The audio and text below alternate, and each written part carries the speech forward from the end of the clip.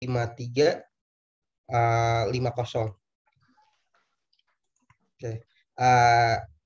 Untuk latar belakang pendidikan, beliau Certified Professional Human Capital Management, lalu juga Training of the Trainer of ProQuest Quality Management di Jakarta 2007, lalu juga Training for Kandidat Dosen Kewirausahaan Angkatan ke-22 Lemhanas Jakarta 1993. Lalu beliau menyelesaikan S1-nya di Fakultas Hukum Universitas dan sampai 1985.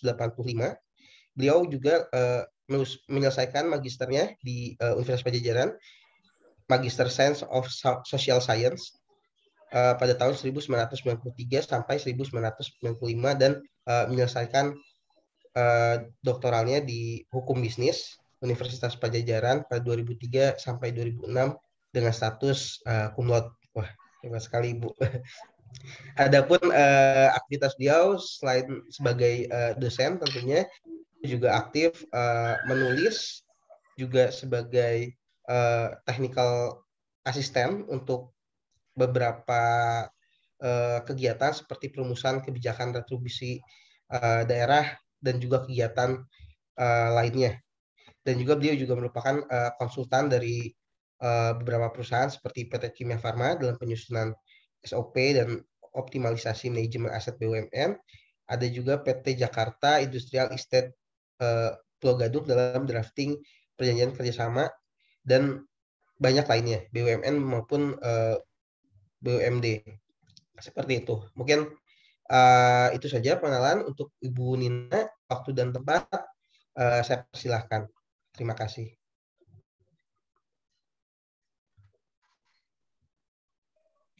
Masih di mute, Ibu. Baik, sudah terdengar baik. Ibu. Ya, baik. Terima kasih Bapak Moderator atas waktu yang telah diberikan kepada saya untuk memandu kegiatan ini sampai dengan jam 11 ya. 11, betul. Baik, saya sampaikan dulu terima kasih sebesar-besarnya kepercayaan kepada saya untuk menjadi moderator. Saya sapa dulu Bapak Prof. Roy yang akan hadir nanti pada mendatang ya, beberapa menit mendatang kebetulan kalangan ya. Hadir? Prof. Roy sudah hadir. Baik, mohon maaf Ibu Dia. Yang terhormat Bapak Prof. Roy Darmawan, beliau seperti yang tadi disampaikan oleh MC selaku Direktur CShield dan sebagai narasumber ya, salah satu narasumber pada pagi hari ini. Kemudian Bapak Ibu narasumber, Ibu Diah PhD UD ya. Ibu, selamat datang ya Bu, terima kasih bisa bergabung bersama kami. Bapak Dr. Hermanto Yaputra ya, juga beliau adalah narasumber, telah hadir bersama-sama untuk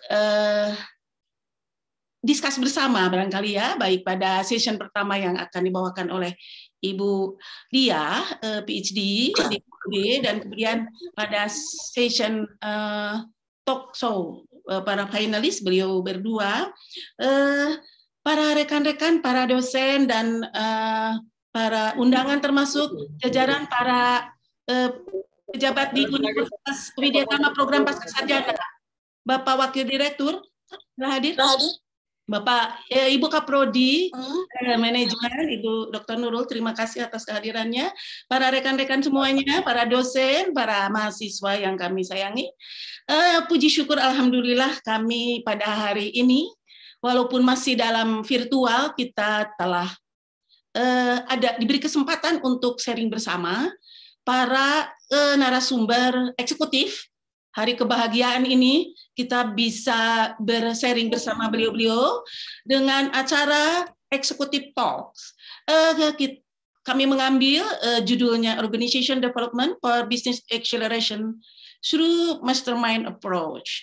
Ini mengangkat dari tema bagaimana organisasi mampu beradaptasi ya dengan adaptasi organization development. Tentu tujuannya untuk akselerasi kegiatan bisnis.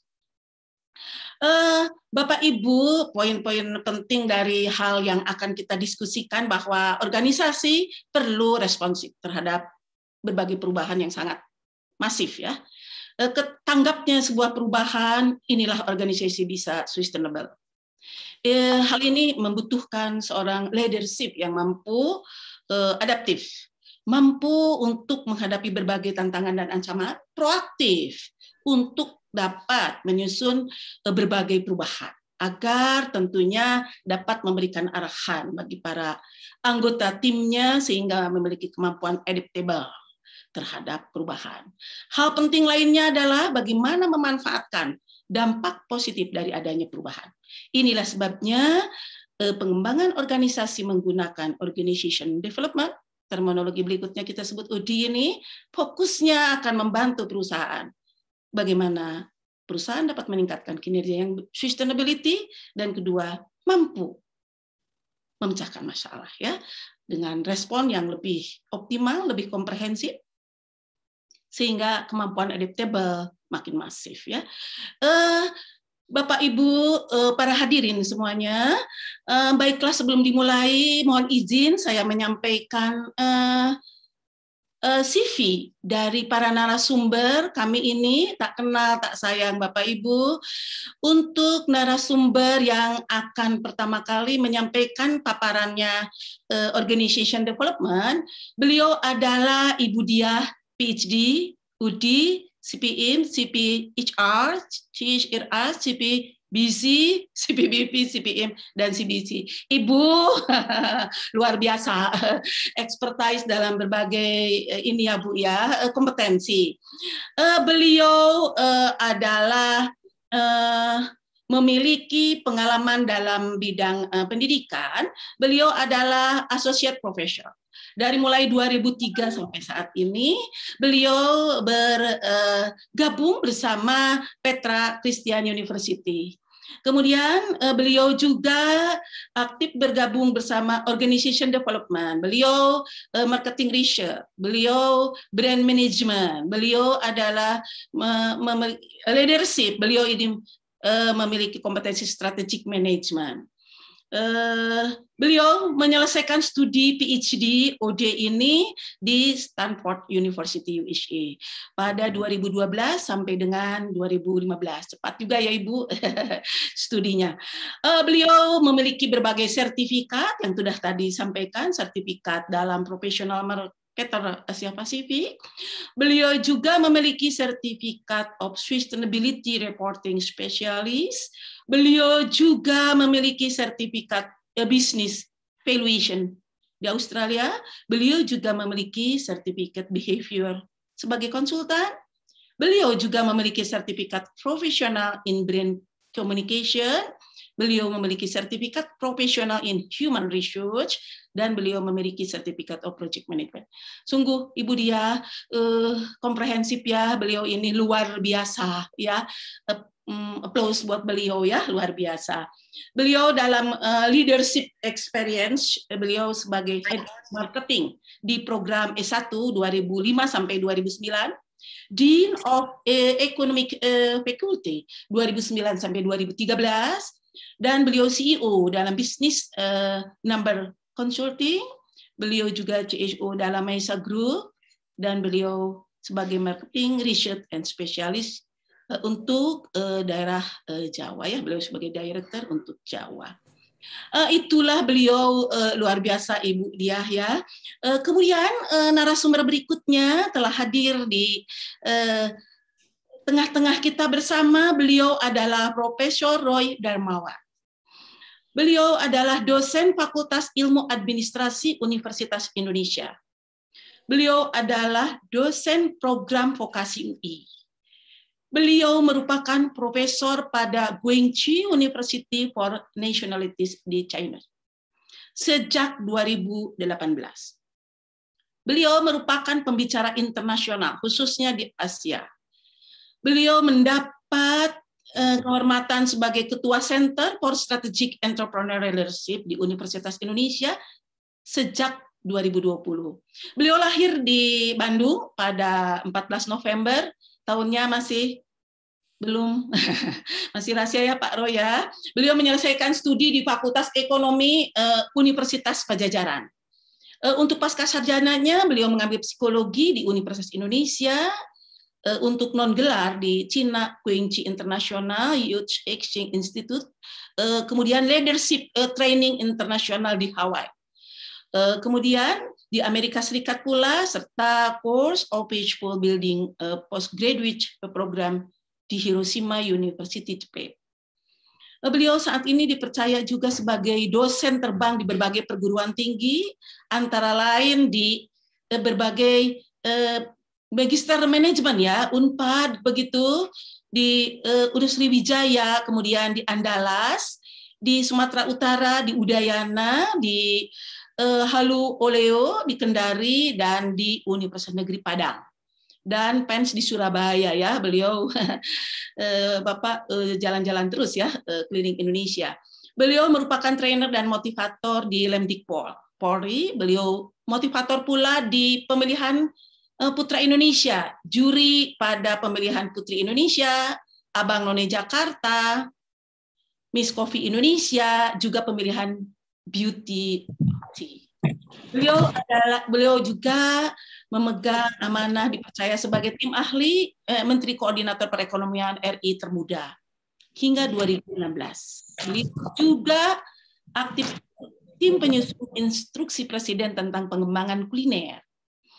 Sejak 2014, beliau juga mendapat kepercayaan sebagai China Asian Youth Exchange Ambassador. Chairman pula pada Board Advisor di Asian untuk seluruh wilayah Asian.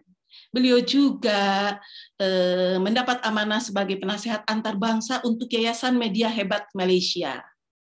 Bila ingin komunikasi dengan beliau, beliau menitipkan WhatsApp-nya 0813-8787-0707 atau 0815-161-1610. Beliau memiliki Instagram @roy_darmawan dan Facebook Roy Darmawan 2. Emailnya roy.darmawan@ui.acad dan sekretaris @roydarmawan@yahoo.com. Sebagai narasumber yang ketiga, beliau adalah Dr. Hermanto Yaputra, Magister Manajemen. Beliau lahir di Jakarta 9 Juni tahun 72. Beliau memiliki latar belakang pendidikan adalah beliau bergelar sarjana ekonomi di Marketing Management University of Christian Krida Wacana maksudnya di Jakarta, Indonesia. Beliau menempuh Magister Manajemen dengan Mayor in Marketing Management di Universitas Tarumanegara, Jakarta, dan mengambil Doctoral Degree di Universitas Trisakti dengan Mayor in Service Management. Beliau memiliki pengalaman bekerja tahun 2000 sampai saat ini entrepreneur in investment industry Indonesia. 2012 sampai saat ini lecturer at University of Trisakti di Economics Faculty for Undergraduate Indonesia. Beliau dari 2014 sampai saat ini lecturer at University of Trisakti Management di Fakultas Postgraduate. Kemudian beliau 2015 sampai 2020 Chairman of Marketing Management Department at University Trisakti. 2019 sampai 2021 beliau sekretari dari Service Management Concentration Doctoral Program di University Trisakti. Bapak Ibu hadirin semuanya, itulah beliau-beliau yang super hebat begitu akan hadir bersama-sama kita untuk sharing bersama dengan tema yang telah kami sampaikan. Baik Bapak Ibu, untuk menyingkat waktu, kami haturkan waktunya kepada Ibu Diah PhD OD untuk menyampaikan pemaparannya dengan tema organization development. Demikian, Ibu Diah, kami haturkan waktunya. Baik, terima kasih Ibu Nina. Ya, baik. Saya izin share screen. Saya sudah dikasih izin ini. Halo. Halo Ibu, baik. Iya, sudah Bu Dia. Sudah. Dipersilakan Ibu, 9.10 sampai 9.55. Oh ya, siap Bu Nina. Ya, Apa sudah muncul Mbak Levi? sudah terlihat Ibu. Oh ya, baik. Selamat pagi Bapak Ibu pejabat di S2, khususnya Sekolah Pasca Sarjana Universitas Widya Tama yang saya hormati, yang saya cintai, dan selamat pagi Ibu Nina yang terhormat. Salam kenal Bu. Salam kenal Ibu. Ya, Bapak Ibu, saudara-saudara, saya panggil saudara-saudara ini ya. Pastinya kan banyak yang generasi milenial ya Bu Nina. Ya, betul sekali Ibu. Ya, jadi Bapak Ibu, saudara-saudara, terima kasih untuk waktunya. Jadi tadi saya sudah diperkenalkan oleh Ibu Nina, maka saya langsung saja membawakan materi untuk menghemat waktu kita. Ya, jadi hari ini kita akan membahas lebih dalam tentang bagaimana ODI membangun sebagai business acceleration ya melalui pendekatan mastermind. Nah, ini adalah CV saya, tadi sudah dijelaskan, dan ini adalah beberapa perusahaan yang sudah sempat kami bantu di bidang organization development, baik di Surabaya ataupun di Jakarta. Kebetulan saat ini memang saya sebagai dosen tetap di S2 MMUK Petra Surabaya, dan juga sebagai CEO di Howard Hermas Consulting yang ada di Jakarta dan Surabaya. Nah, nanti kalau main-main ke Bandung, kita bisa berkolaborasi, begitu Bu Nina ya. Ya, Ibu, kami menunggu. Ya, jadi Bapak Ibu, saudara-saudara, saya sebenarnya materinya cukup banyak, tetapi saya akan menjelaskan secara singkat bagaimana pentingnya ODI kompetensi saat ini, apalagi menghadapi era VUCA, menghadapi era disruption yang tidak terduga begitu ya. Dan ODI ini kebetulan memang di Indonesia, mohon maaf, pengimplementasiannya masih terkadang overlap dengan human capital. Sedangkan kita perlu tahu bahwa ODI ini sebenarnya memayungi business function seperti marketing, finance, HR, operation, production, IT, accounting begitu. Jadi pemahaman tentang ODI ini seharusnya memang sudah dimiliki oleh siapapun mereka jika kita adalah seorang business owner. Di Surabaya dan di Jakarta, kami mendeliver salah satu sertifikasi profesi ODI, di mana kami membantu para business owner dan business leader di level top management sampai manager, mereka untuk memahami bagaimana merunningkan organisasi dari versi ODI, begitu ya. Jadi Bapak Ibu teman-teman, biasanya kalau orang mendengar organization itu langsung anti begitu ya, tapi bukan antigen. Langsung anti karena merasa membahas organisasi itu abstrak begitu. Melakukan transformasi organisasi itu rasanya sesuatu yang berat dan tidak selesai-selesai.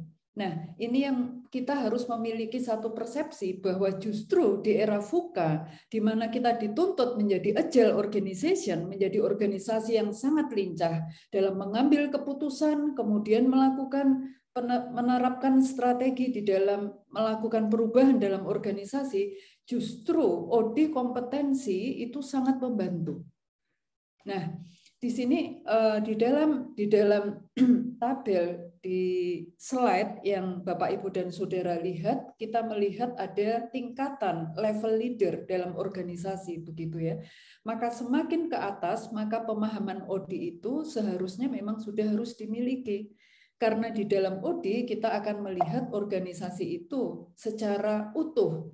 Nah, ini adalah anatomi organisasi. Mungkin gambarnya cukup ruwet begitu ya, cukup rumit, tetapi saya akan menjelaskan supaya ini menjadi lebih simpel bagi Bapak, Ibu, dan Saudara semua, bagaimana kita memahami sebuah organisasi saat ini. Memahami organisasi sebelum kita melakukan transformasi, menjadikan organisasi lebih agile saat ini, maka ada 3 pintu utama, Bapak Ibu, yaitu leadership, system, dan behavior. Mengapa leadership menjadi pintu utama yang paling atas? Karena seorang leader itu sangat mempengaruhi change and culture dalam organisasi. The architect of culture in organization is para leader. Kita melihat contohnya Yahoo, di mana dia punya seorang leader yang sangat pandai, ya, smart begitu ya, dan diambil juga dari top management Google, Marissa Mayer, tetapi justru di bawah kepemimpinan beliau karena terlalu control freak, maka strategi sistem yang sudah modern di Yahoo itu tidak bisa dilaksanakan dengan baik. Jadi kita melihat organisasi dari sisi software dan hardware. Kemudian di luar leadership ada sistem, di mana sistem organisasi ini sebenarnya akan menggambarkan strategi dan structure yang ada di dalam organisasi. Bapak Ibu, kita sering mendengar saat ini organisasi dituntut agile, tapi sayangnya adalah menjadi salah kaprah pada saat di marketplace, di industri, mereka menganggap bahwa sebuah organisasi yang agile itu cukup merubah strategi, mengambil keputusan, dijalankan, nanti melihat kondisi, dirubah lagi, dijalankan, tetapi ternyata tidak bisa sustain perubahannya, ternyata tidak bisa berdampak secara impactful. Why? Karena mereka tidak menyentuh sama sekali sistem. Jadi melakukan perubahan dalam organisasi, kita mengembangkan organisasi tetap tidak lepas dari bagaimana kita menyentuh sistem. Artinya kita melakukan intervensi di dalam sistem organisasi, Bapak, Ibu, dan Saudara. Dan yang terakhir adalah pintu utama sebuah organisasi, yaitu yang sering kita dengar dengan organization behavior. Apa itu organization behavior? Menggambarkan proses. Proses di dalam konteks OD bukan bisnis proses, Bapak, Ibu, Saudara ya, tetapi proses di dalam konteks OD adalah interaksi antar setiap orang yang ada di dalam organisasi. Jadi interaksi top down ataupun bottom up antara level manajemen, leader, dan seluruh employee yang ada di dalam organisasi. Saat ini dengan adanya pandemi, maka proses ini sangat mempengaruhi ya, terjadi pergolakan di beberapa perusahaan di mana kita melihat tingkat prosentase employee yang mengajukan resign baik di private company ataupun di startup ya, itu sudah mulai banyak dan prosentasenya semakin tinggi karena mereka merasakan ternyata saya lebih enak ya, bisa bekerja dari rumah kok, hasilnya, outcome-nya juga efektif kok, seperti itu. Tapi ada juga perusahaan, khususnya service industry, yang mereka merasa dengan berubahnya WFO menjadi WFH, ini sangat mempengaruhi pada productivity. Jadi karena kita makhluk sosial, Bapak Ibu ya, jadi pada dasarnya sistem kerja kita lebih efektif kalau ada chemistry, bertatap muka, mengambil keputusan bersama. Sekarang seminar dibuat online seperti pagi hari ini, begitu ya. Mau tidak mau chemistry-nya hilang, interaksi hilang, begitu. Dan itu ternyata mempengaruhi productivity. Jadi leadership, system, dan behavior adalah 3 pintu utama di dalam kita melihat anatomi organisasi. Ini menghasilkan autopilot, manual pilot, dan auto-manual pilot, mekanisme yang terjadi di dalam organisasi tersebut. Seperti itu, Bapak Ibu. Nah, bagaimana kita melihat di dalam masa disruption ini, kita terus meningkatkan kapasitas untuk bisa mencapai organisasi yang efektif. Nah, dengan pemikiran balance scorecard, saya yakin Bapak Ibu Saudara sudah familiar dengan pemikiran strategic balance scorecard, kita tetap harus mampu menciptakan 4 aset, baik dari human asset sebagai fondasi, karena sebaik apapun sistem dan strategi dalam organisasi, jika human assetnya belum siap, kapasitas SDM-nya belum siap, maka percuma, Bapak Ibu. Strategi, structure, sistem yang sudah disusun itu tidak akan bisa diimplementasikan dengan efektif. Maka human asset ini menjadi basic fondasi yang terus akan membangun penguatan pada structural asset, ya, saya berikan beberapa indikatornya, dan pada relation atau marketing asset sehingga mampu menaikkan financial asset dalam organisasi yang saat ini ukuran terbanyaknya adalah growth, bukan lagi profitability. Why? Hal ini ditunjukkan semakin banyak angel investor mendanai perusahaan-perusahaan startup dan perusahaan-perusahaan berkembang digital, ya, Bapak Ibu Saudara ya. Padahal mereka secara finansial minus. Mereka belum profit. Tapi apa sebenarnya yang didanai oleh para angel investor? Pada perusahaan-perusahaan seperti kita lihat GrabFood, ya, kemudian Gojek, ya, dan ada sekarang Bank Jago, kan begitu ya. Nah, kita lihat apa yang didanai ya. Ternyata yang didanai mereka adalah structural asset yang kuat, relation asset yang kuat, di mana mereka memiliki database. Database ini yang sangat mahal saat ini, Bapak Ibu ya. Sehingga makanya kita tidak heran kita sering mendengar istilah data mining seperti itu ya. Sekarang orang dianggap nggak update lagi kalau dia tidak bisa memanage mengolah datanya menjadi informasi, menjadi strategic business partner dalam sebuah organisasi seperti itu. Nah, jadi bagaimana kita bisa memastikan bahwa organisasi itu berjalan efektif, bisa mencapai tujuannya, bisa meningkatkan kinerjanya? Ini jawabannya, Bapak Ibu. Pendekatan mastermind bicara tentang pendekatan sebuah mindset, yaitu growth mindset, yang harus dimiliki oleh setiap leader dalam organisasi. Karena apapun, perubahan apapun yang dilakukan oleh leader, dan juga culture yang menjadi legacy dalam sebuah organisasi, itu sangat dipengaruhi oleh mindset para leader. Makanya di awal tadi saya langsung memberikan contoh dengan Marissa Mayer. Why? Control freak. Why? Karena mindsetnya.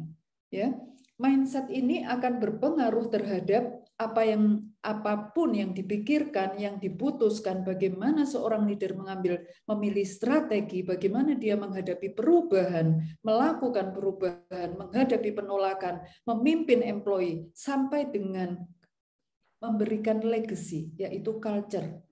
Ya, banyak sekali di masa pandemi ini, Bapak, Ibu, dan saudara sekalian, banyak sekali organisasi yang mereka berusaha ingin melakukan revamping, ya, revamping, penajaman terhadap budayanya.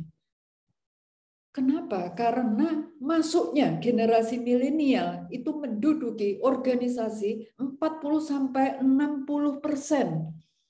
Ada juga yang sampai 70%. Karena memang tenaga kerja kita sekarang kebanyakan generasi milenial. Sedangkan mindset generasi milenial ini berbeda dengan generasi X dan Y. Cara berpikirnya mereka mungkin lebih instan, ya. Mohon maaf kalau di sini banyak anak-anak muda begitu ya, generasi milenial, tetapi based on research. Seperti itulah kondisinya.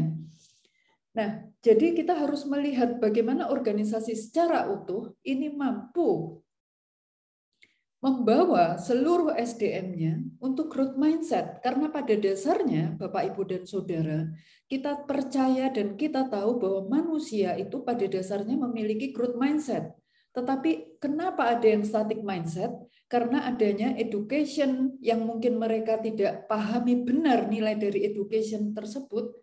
Biasanya orang accounting dibilang lebih kaku daripada orang DKV begitu ya. Biasanya kalau orang orang komunikasi atau orang seni itu dikatakan lebih ramah begitu ya. Nah, kalau orang DKV itu lebih kreatif dan sebagainya. Sebenarnya itu dibentuk oleh mindset. Dan bagaimana seorang leader mampu memimpin dalam organisasi, mindset ini sangat mempengaruhi. Nah, ODI itu melingkan, ODI pendekatan kami itu mengambil dari ODI pendekatan for thinking ability yang berasal dari US begitu ya. Bagaimana melingkan antara mindset dengan implementasi dalam organisasi, Bapak, Ibu, dan Saudara. Ini menarik sekali ya. Jadi perubahan apapun yang kami bantu di organisasi, di marketplace, itu selalu kunci utamanya mindset leadernya. Jika leadernya tidak siap melakukan perubahan, dia tidak siap dengan open-ended thinking, dengan dia sadar bahwa organisasinya perlu berubah, dimulai dari perubahan dia sendiri, maka dia akan fail, atau berhenti di tengah jalan. Ya. Jadi mindset ini penting sekali. Kita sering mendengar bahwa mindset itu akan mempengaruhi kata-kata yang keluar. Kata-kata yang keluar akan menjadikan habit. Habit yang keluar akan menjadikan behavior. Behavior yang keluar akan menjadikan karakter. Dan karakter yang keluar akan menentukan nasib, gitu kan? Atau destiny, begitu. Itu juga ternyata terjadi dalam organisasi. Dan yang menarik Bapak Ibu, dalam pendekatan OD itu tidak abstrak, itu bisa diukur. Jadi kita lihat intinya, setiap kita manusia, kita ini punya 4 pola pikir di dalam otak kita. Kita punya open-ended thinking, ini terjadi pada saat kami mengukur para entrepreneur, salah satunya saya sebutkan, yaitu Bapak almarhum Ciputra, ya, waktu di Surabaya kami pernah bantu dan kami lakukan ukuran ini, dan beliau memang dominan di open-ended thinking. Open-ended thinking adalah cara berpikir orang yang mereka tidak pernah kapok, ya. Tidak pernah kapok itu gimana ya kalau bahasa Bandung, ya, bahasa Sunda, ya. Saya pakai kapok itu kan bahasa Jawa, Ya. begitu. Kapok juga Bu, di Jawa Barat namanya kapok juga, ya. Oh iya, jerah begitu ya. Betul. Jadi ini dimiliki oleh para kelompok entrepreneur, startup, business owner di sini. Mereka menciptakan masa depan karena mereka tidak bisa melihat secara pasti masa depan itu. Beda dengan perusahaan-perusahaan BUMN, government, kami juga melakukan pengukuran. Mengapa kami melakukan pengukuran mindset ini, Bapak Ibu? Karena itu tadi, bahwa organization intervention atau saat kita mau melakukan transformasi dalam organisasi, istilahnya di OD lebih sering memakai intervention, itu kita harus lihat dulu apa yang menjadi budaya di perusahaan ini saat ini. Banyak sekali leader mengatakan kita mau jadi champion organization, Budia, tetapi ternyata mindset para leadernya masih precision thinking, yaitu di otak kiri atas. Budaya perusahaannya masih budaya kontrol. Seperti Yahoo tadi, budaya kontrol itu budaya yang diciptakan oleh para leader di dominan preferensi precision thinking. Mereka orang-orang yang selalu melihat memperhitungkan masa depan, mereka menggunakan logika, melihat benefit cost, melihat resiko pada saat mau melakukan adaptasi, sehingga ini membuat mereka tidak bergerak kemana-mana karena takut gagal. Beda lagi dengan coklat. Jadi warna ini ada meaningnya ya, Bapak Ibu Saudara-saudara ya. Jadi berdasarkan brand management, ini natural color yang menggambarkan bagaimana cara berpikir manusia dengan pendekatan mastermind. Pendekatan cara berpikir mindset coklat itu dimiliki oleh para leader yang memimpin organisasi perusahaan, biasanya market leader. Karena ternyata kita lihat, kenapa ya, kok kita lihat para pemimpin di perusahaan market leader itu berbeda, behaviornya berbeda, gaya bicara berbeda. Kembali lagi ternyata Bapak Ibu, dipengaruhi oleh mindset mereka. Sebagian besar mereka memang orang-orang yang punya mayoritas cara berpikir goal thinking, coklat ya. Jadi dia fokus pada tujuan, berani bersaing, berkompetisi, pandai bernegosiasi, berpolitik. Targetnya adalah immediate performance. Nah, di era saat ini ternyata, mohon maaf, yang namanya entrepreneurial leadership dikatakan tidak cukup lagi untuk melakukan perubahan di dalam masa VUCA. Tetapi dengan pendekatan mastermind leadership ini yang diperlukan. Karena cepat cara berpikirnya kita melihat, oh kita punya keempat-empatnya. Dan siapa kita biasanya ditentukan oleh yang dominan 1 dan 2, Bapak Ibu Saudara ya. Nah, yang keempat itu feeling thinking. Ini biasanya dimiliki oleh organisasi-organisasi dengan budaya kekeluargaan yang kuat, begitu ya. Mereka sangat akrab, menganggap pekerjaan tempat kerja mereka sebagai keluarga kedua, begitu ya. Cohesionnya sangat kuat. Tapi setiap budaya, setiap mindset yang ada di sini memang memiliki bright side dan dark side. Nah, ini adalah bentukan dari apa yang membentuk mindset gitu ya. Jadi bicara mastermind, saya harus menceritakan sekilas ternyata mindset kita itu dibentuk oleh value, belief, dan asumsi yang ada di dalam diri kita. Dan ini sifatnya genetik.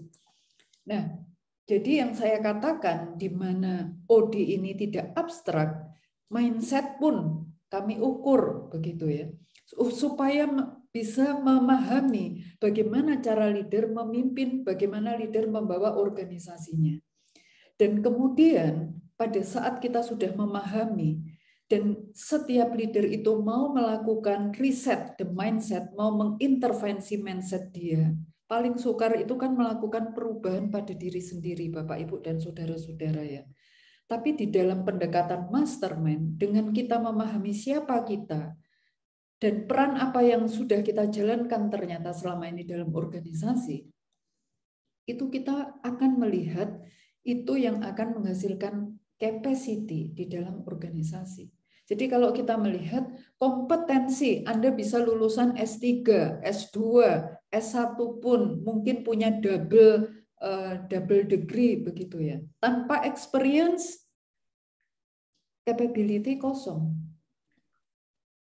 Mungkin saudara-saudara yang di sini ini sedang mengintervensi dirinya untuk meningkatkan kompetensi.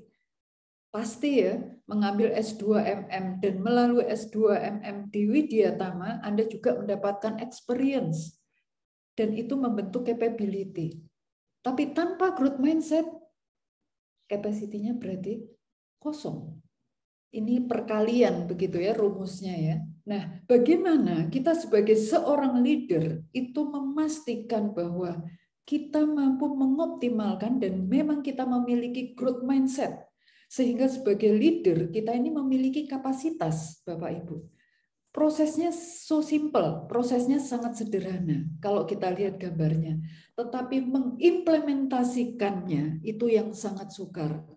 Manusia harus mau belajar, learn. Makanya kita mendengar ada era learning 5.1.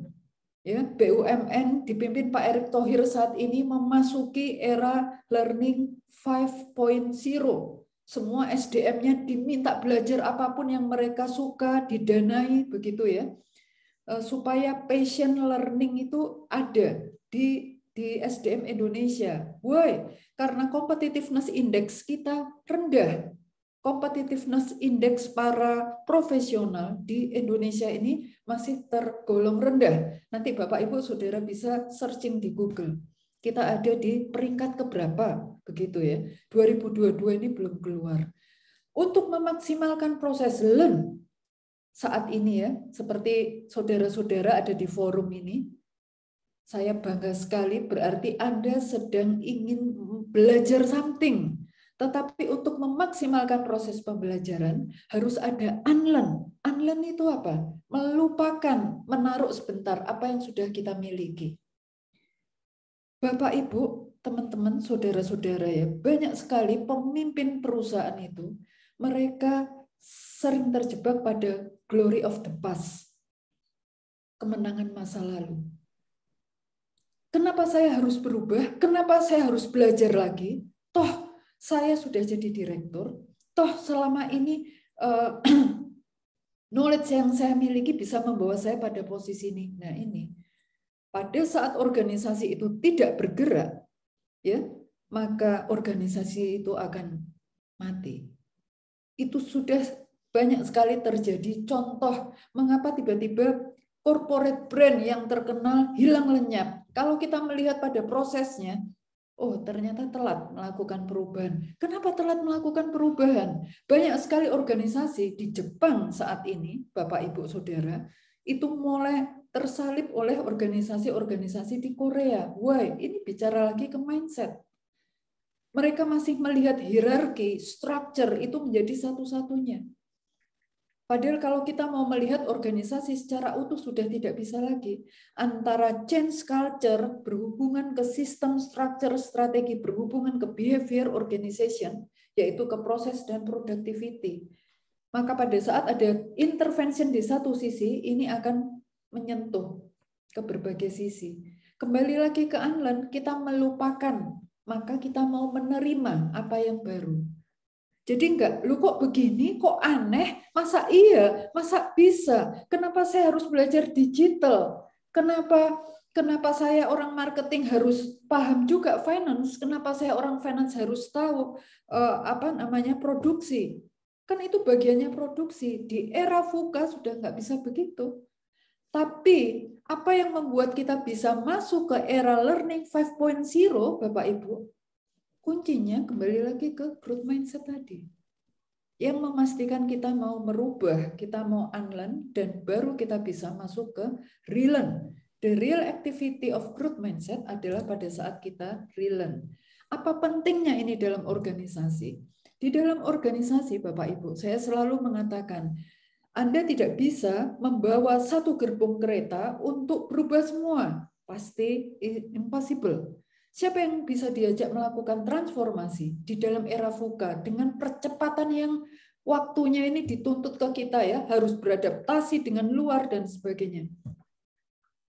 Adalah change agent. Siapa change agent? Mereka yang memiliki growth mindset. Tadi sudah ditunjukkan beberapa dimensi yang menunjukkan apa artinya bedanya growth mindset dengan static mindset.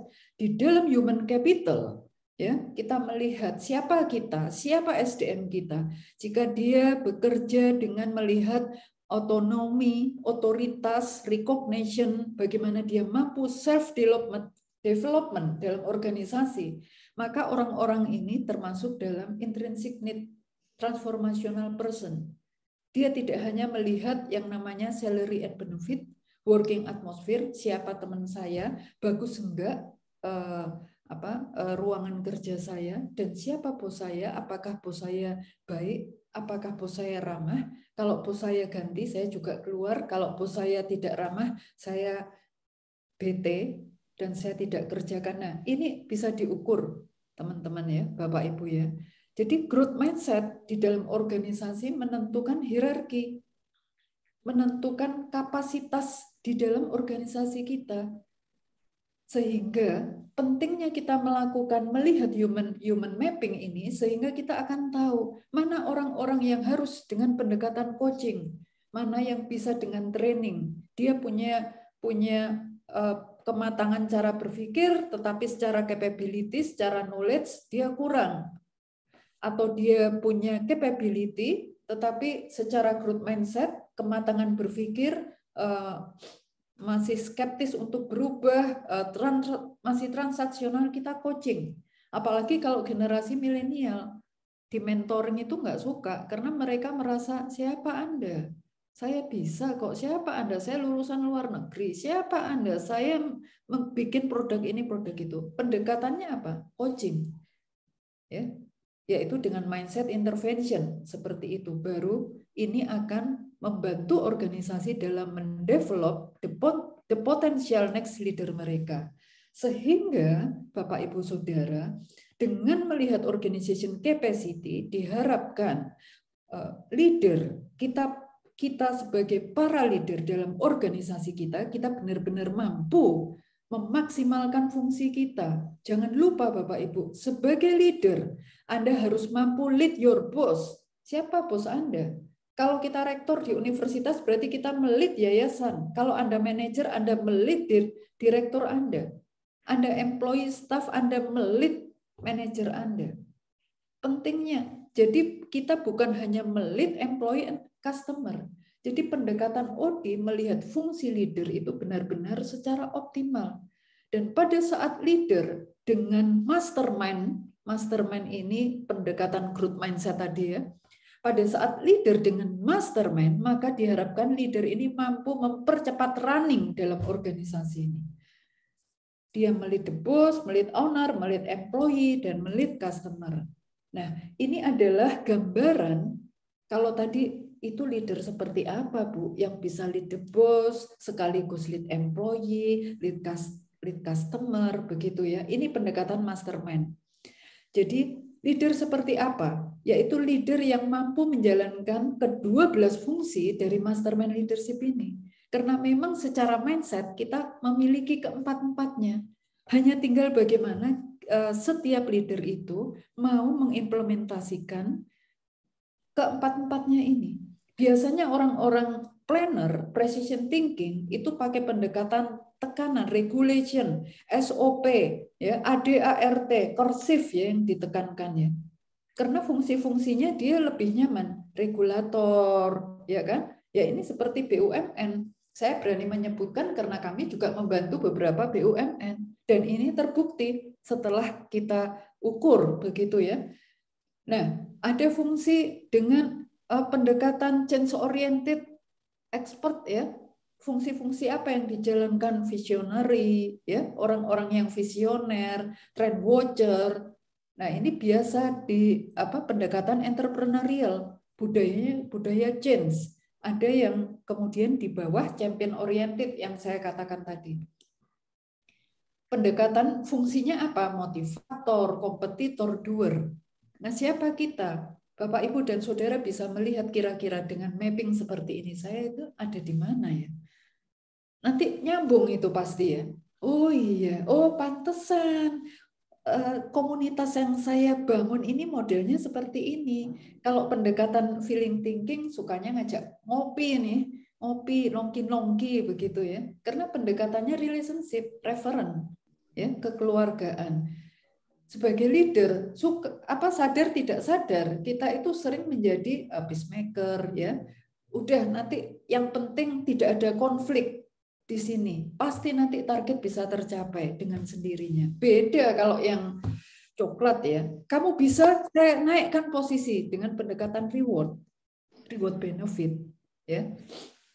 Nah, seperti itu. Jadi ini yang saya katakan tadi, Bapak Ibu Saudara, mastermind leadership, maka siapa mereka dan bagaimana kita menjalankan organisasi dengan manajemen control system berdasarkan pendekatan ya. Oke, kemudian ini adalah budaya yang saya katakan tadi bahwa the leader is architect of the culture. Ya, kita lihat dengan bagaimana kita memimpin, bagaimana kita melakukan perubahan, bagaimana budaya yang kita ciptakan ternyata memang sangat tergantung oleh mindset. Karena culture is the collection of mindset dari semua people yang ada di dalam organisasi tersebut. Nah, culture mana yang paling ideal? Yang paling ideal tidak ada, Bapak Ibu Saudara ya. Yang paling ideal adalah bagaimana budaya ini mampu mendukung secara balance pencapaian visi dan misi organisasi kita. Seperti itu ya. Nah, rigid and slow adalah dark side, chaos, comfort zone, selfish. Ini dark side yang muncul jika budaya itu tidak balance. Dengan pendekatan OD, budaya pun bisa diukur by OJAS. Bapak, Ibu, Saudara, ini sangat berguna, sangat impactful dalam mendampingi para leader melakukan transformasi organisasi, begitu ya. Kita mungkin familiar dengan OJAS, begitu, tetapi ini ada pendekatan ukurannya. Sehingga tidak hanya software, sampai ke strategic management system framework, ini saya tidak jelaskan detail. Intinya saya menjelaskan bahwa pendekatan OD di dalam melakukan transformasi tidak melepaskan strategik.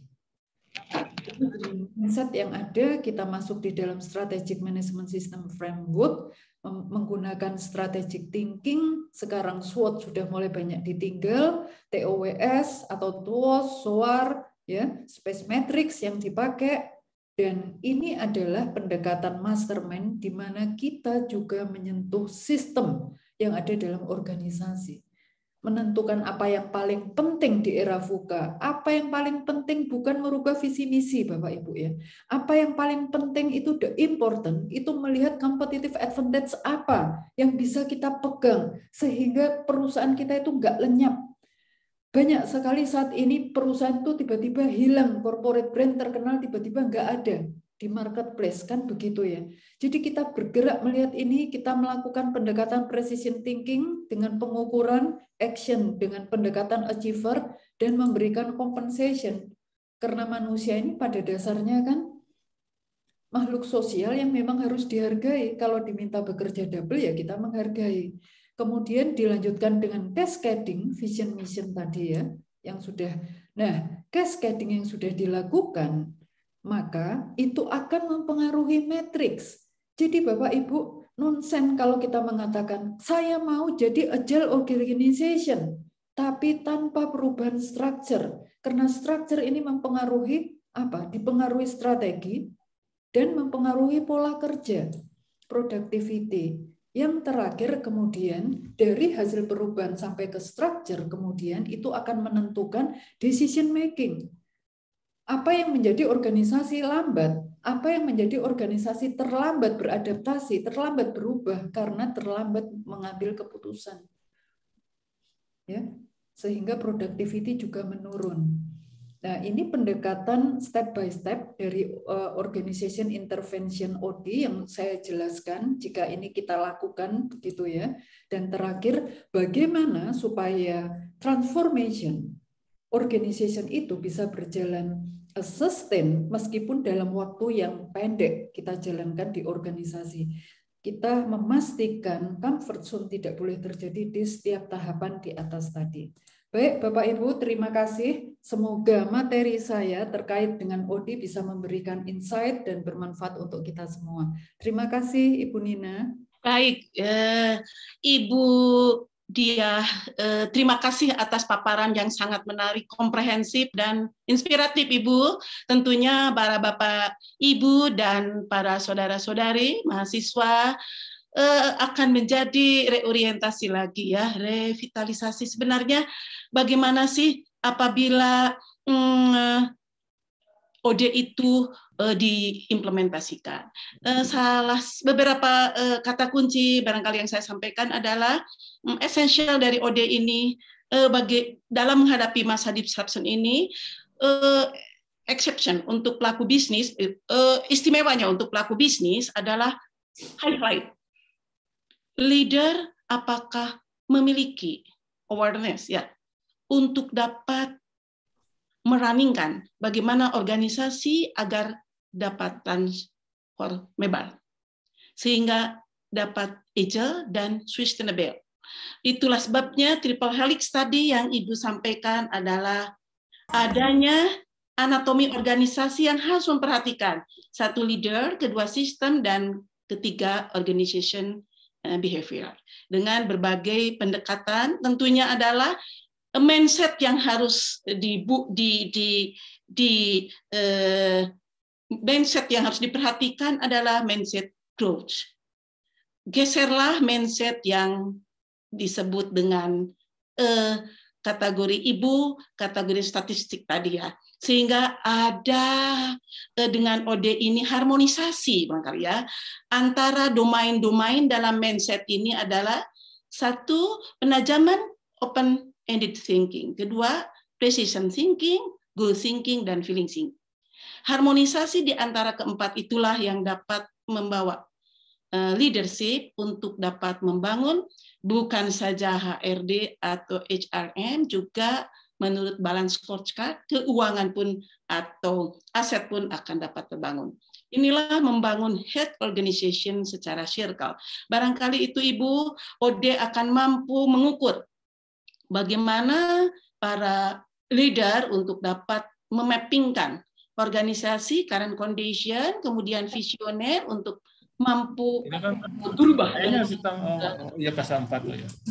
Itulah beliau, Bapak, Ibu, saudara-saudari, ini ada beberapa pertanyaan. Saya sampaikan dulu ke waktu penyelenggara. Apakah nanti saat ini akan direspon oleh beliau saat ini atau nanti pada saat panel di season kedua?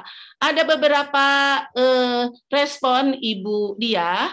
Ini karena kalau waktu yang kami berikan adalah untuk tanya jawab adalah di akhir, tapi apabila mungkin waktunya singkat saja ya Ibu Dr. Dia, mohon izin untuk dapat merespon dari beberapa perespon saya sampaikan seperti ini. Untuk Bapak Indra Permana dari Bio Farma, bagaimana memaintain culture comfort zone employee sehingga employee bisa segera move on untuk tadi bergeser ke grow up ya, meninggalkan statistik yang kekakuannya begitu ya, kerigiditasan. Ini khusus untuk business future development. Barangkali itu Ibu yang mohon direspon Ibu. Apakah Ibu mau beberapa pertanyaan disampaikan ke Ibu atau satu persatu Ibu? Ibu Dia? Satu persatu nanti saya lupa Bu Nina. Ya baik, mangga Ibu disampaikan itu adalah respon dari Pak Indra. Ya baik, matur nuwun Bu Nina. Baik Ibu. Ya Pak Indra, saya menjawab singkat ya Pak ya. Jadi begini, menarik sekali pertanyaan Pak Indra, bagaimana supaya kita bisa memaintain mereka keluar dari comfort zone secara bertahap. Yang pertama Pak, harus jelas dulu goal dari transformation atau goal dari intervention di organisasi yang akan kita lakukan mau kemana. Nah, kemudian yang kedua adalah kita melakukan, kalau pendekatan kami ya Pak, pendekatan orang OD ini kan tidak abstrak ya. Jadi kita selalu melakukan measurement, pengukuran. Kalau kita mau menuju ke sana, kita dari mana? Kan begitu ya, banyak sekali organisasi mereka hanya melakukan, istilahnya mereka mengatakan change management. Tapi sampai kapan? Tidak jelas dan harus seperti apa juga tidak clear. Jadi artinya kita yang pertama harus clear dulu, kita akan membawa perubahan kemana, budaya organisasi ini dirubah kemana. Misalnya Pak, misalnya saya beri contoh real, organisasi saya ini sudah market leader kemarin, tapi karena pandemi tertinggal. Sekarang jadi adem ayem, orang bekerja tiba-tiba sudah ada pesaing di market positioning kita. Nah, kemudian bagaimana mengubah mereka mengembalikan ke champion culture?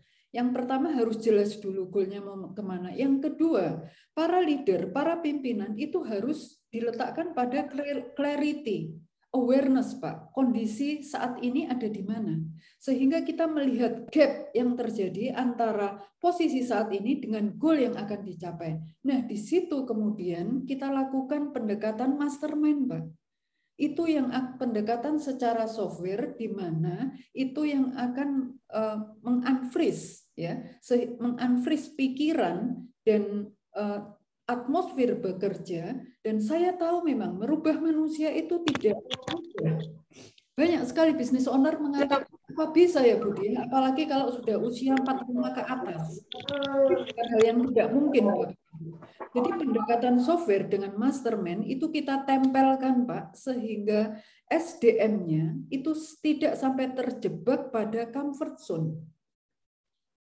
Nah, kemudian kita perkuat lagi dengan sistem yang kita kunci. Jadi mindset yang berubah itu dikunci behavior-nya Pak. Tanpa dikunci nggak bisa. Manusia itu kalau mau melakukan perubahan habit, dia tahu goalnya bagus, dia tahu harus kemana. Tapi belum 3 bulan, habitnya akan, behaviornya akan kembali, Pak.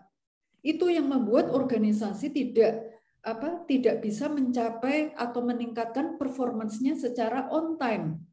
Di dalam pendekatan OD kita sangat jelas untuk time framing-nya 6 bulan, 1 tahun, kita lakukan roadmap, lompatan, supaya mereka tidak terjebak pada comfort zone. Jadi pendekatan software dan dikunci dengan hardware. Begitu Pak Indra, semoga bisa menjawab. Terima kasih Bu Nina. Baik Bu Dia, ini karena waktu satu respon lagi ya Pak ya Bu ya. Ini lagi respon bahwa ada dari Ibu Ayudia. Ya, Ibu Ayudia. Beliau menanyakan bahwa bagaimana menganalisa kinerja para leader. Karena tadi leader lah yang menjadi sebuah key person ya Bu ya, untuk bisa mengarahkan pentingnya OD. Barangkali itu Ibu, mohon singkat saja karena waktu kita sangat singkat. Untuk pertanyaan berikutnya kita akan nanti masuk ke dibawa ke discuss talks finalis bersama, talk show bersama. Baik Bu Dia, sampaikan waktunya.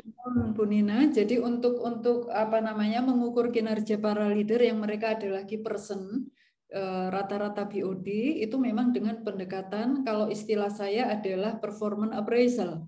Jadi dengan performance appraisal kita melihat bagaimana kinerja para leader dari sisi 4 aset. Human asset, structural, relation, dan financial asset yang dikunci dengan critical performance factor. Jadi ada dimensi-dimensi, ada performance yang memang harus dimiliki secara kompetensi, secara day to day oleh para leader itu. Nah, di situ ada measurement-nya, Bu, ada angkanya. Jadi kita tidak hanya memberikan penilaian secara subjektif atau based on perception. Seperti itu. Di luar data ya, di luar data yang bisa mendukung, tapi pendekatan kinerja untuk para leader. Sehingga leader memahami, oh ternyata saya masih kurang, saya kurang optimal, dan sebagainya. Seperti itu, Bu Nina. Baik, terima kasih Bu Dia atas waktu yang sangat singkat, padat, jelas. Kami inspiratif sekali Ibu. Ini para audien juga menyampaikan Ibu sangat inspiratif, dan para audien menyatakan sangat appreciate kepada Ibu ya. Tepuk tangan untuk Ibu Dia. Oke, Ibu, sangat appreciate kami bersama. Bapak, Ibu, saudara-saudari, mari kita selanjutnya menyaksikan ada video melewat kepada kita bersama. Mari kita saksikan bersama beberapa menit. Kami persilahkan.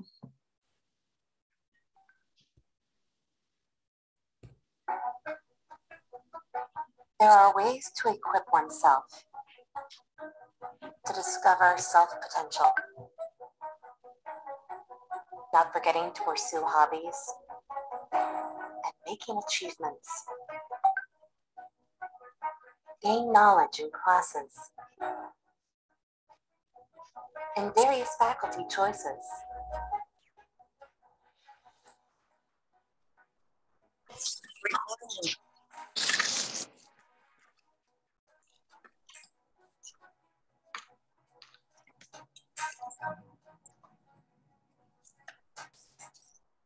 Learn to process.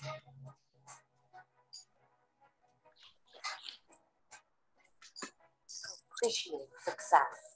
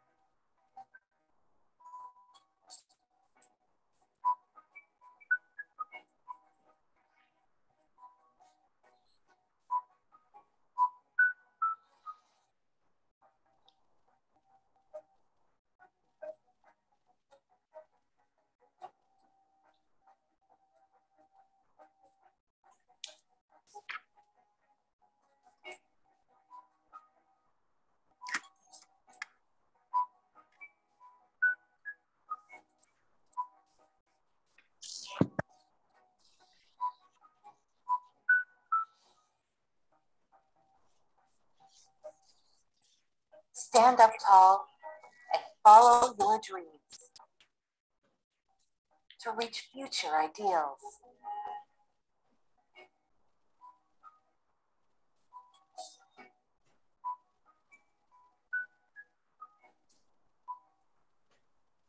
Start from zero to be a hero.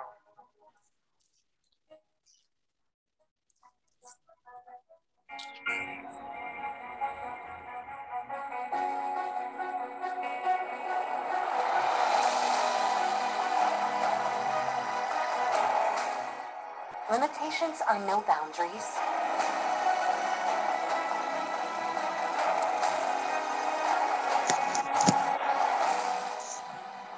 Limitations are fuel for the fights.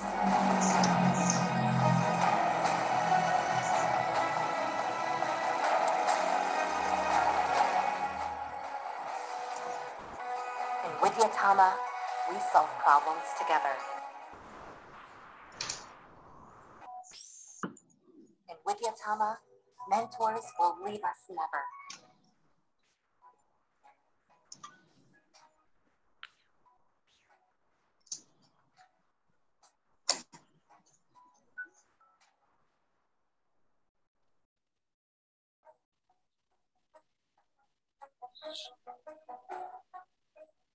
I.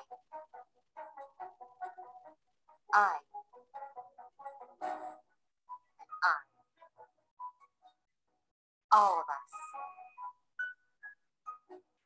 Ready to build Indonesia. With Widyatama University.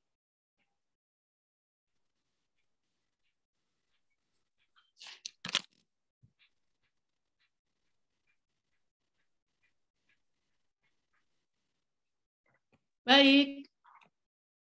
Demikian tadi video yang kita saksikan dari MM Universitas Widyatama.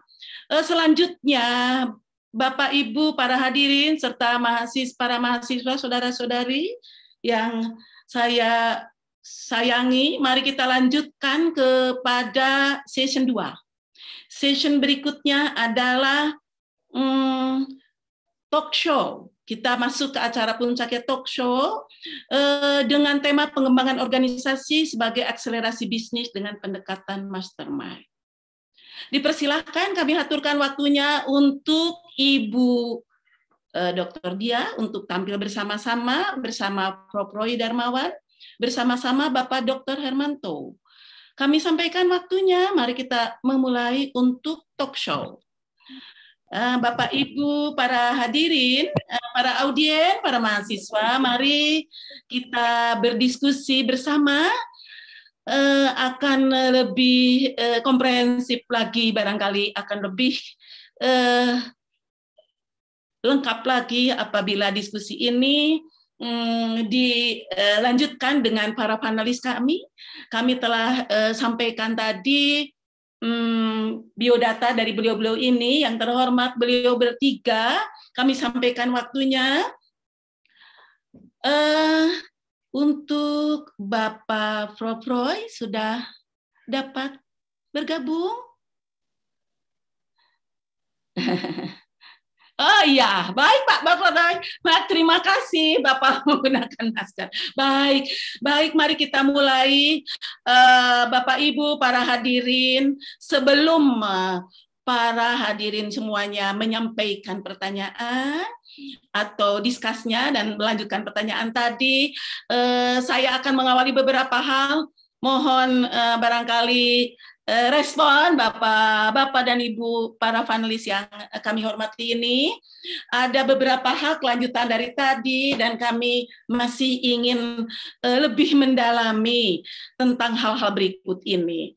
Apabila dari hasil paparan Ibu Dr. Diah tadi dan kami ingin melanjutkan dengan dua panelis lainnya, yaitu Prof. Roy dan Bapak Dr. Hermanto, ada beberapa hal. Satu pertanyaan awal atau satu konfirmasi awal adalah bila melihat dari tadi perusahaan yang dikategorikan organisasi itu adalah agile, ya, bagaimana bisa membedakan dalam implementasinya begitu bahwa perusahaan itu memang agile dan sudah meninggalkan apa yang menjadi beberapa mindset yang akan menghambat, ya, sebagai kendala untuk bisa organisasi itu move on ke arah sesuai dengan masifnya disruption dan kemudian tantangan yang semakin masif untuk sustainability.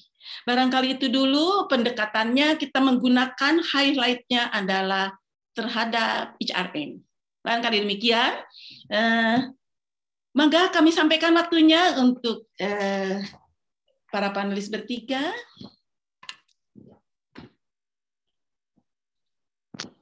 Izin abdi nihelaan itu saya. Ya mangga, iya. Prof. Roy, mangga tipayun, Prof. Bapak Ibu sekalian, assalamualaikum warahmatullahi wabarakatuh. Baik, mangga. Dihaturanan, Prof. Membangun organisasi yang agile itu Iya, di tracknya bukan di dalam nama Hidayah Jawa Barat, Universitas Indonesia, saya Jawa Barat.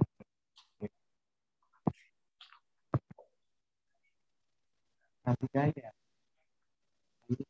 itu di tempat saya dan perusahaan dari Jawa Barat, dia tetap mempertahankan culture, tapi kedua ketika dia menghadapi tantangan, kekuatan personal itu bisa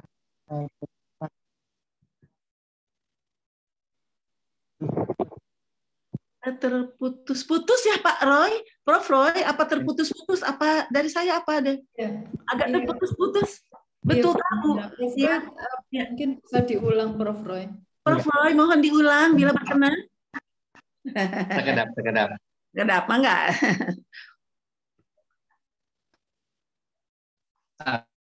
Tentu.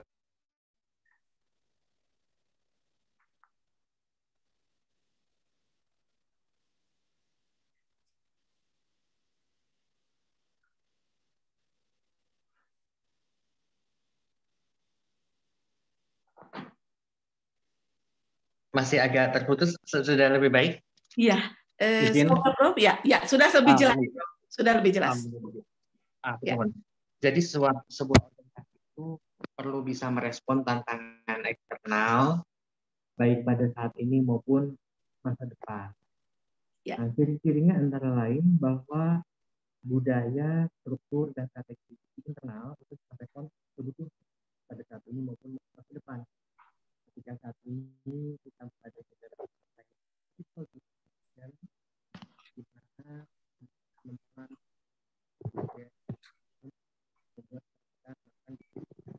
visual ditambah pandemi COVID-19 yang begitu bisa berubah, biasanya situasi sudah membaik tapi juga berubah banyak kasus, dan juga situasi di mana the power of millennial ya, ini membuat kita sebuah organisasi perlu bisa adaptif terhadap tuntutan ini, terhadap kondisi ini. Dari saya demikian. Terima kasih. Baik. Terima kasih Prof. Roy. Semoga para audiens sudah dapat menangkapnya. Mangga dilanjutkan dengan Pak Hermanto atau Ibu Dia. Nuhun. Mangga. Hatur nuhun Prof. Roy. Kami, Bu Nina. Pak Hermanto, silakan. Pak Hermanto, mangga diaturkan waktunya, Pak. Ya, terima kasih Ibu moderator ya. Mungkin saya mau sharing sedikit, ini kan adik-adik mahasiswa ya, mungkin udah mendengar yang namanya tadi kan agility. Kalau agility itu kan sebenarnya kita mau berubah apa dirubah orang ya, betul ya. Jadi artinya memang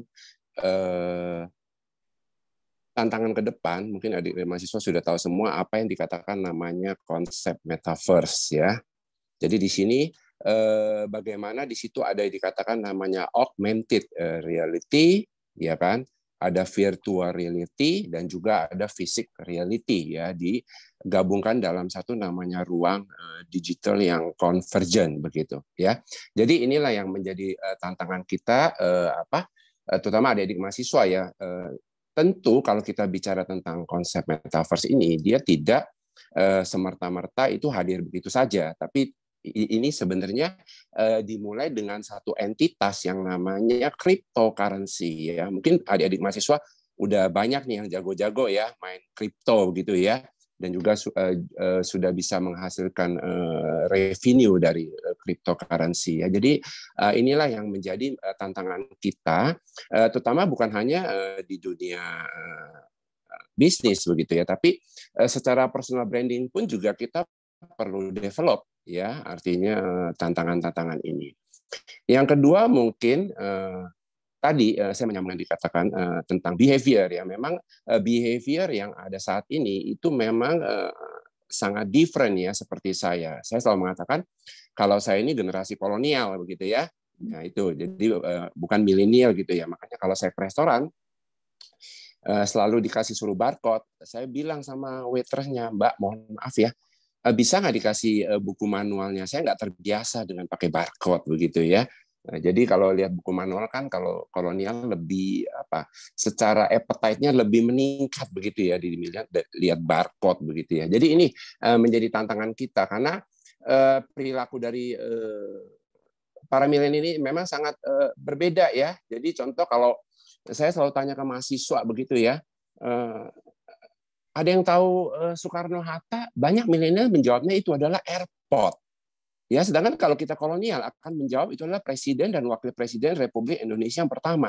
Dari behavior ini yang kita perlu amati. Artinya para milenial ini lebih suka melihat future. Dia nggak suka melihat masa lalu ya, tapi hanya mungkin wanita aja kali Bu Nina yang suka mengingat-ingat masa lalu yang menyakitkan hatinya, kira-kira gitu Bu Nina ya, dan adik-adik mahasiswi begitu ya. Ya jadi itulah. Jadi nah ini yang menjadi tantangan kita ya. Jadi mungkin dua konsep itu aja Bu Nina yang saya coba utarakan. Nanti mungkin kita perdalam dalam sesi diskusi. Itu aja dari saya. Makasih. Terima kasih Bapak Herman. Bapak Hermanto, maka Ibu Dia barangkali akan mempertajam kembali Bu apa yang dimohonkan oleh hal tadi, Bu.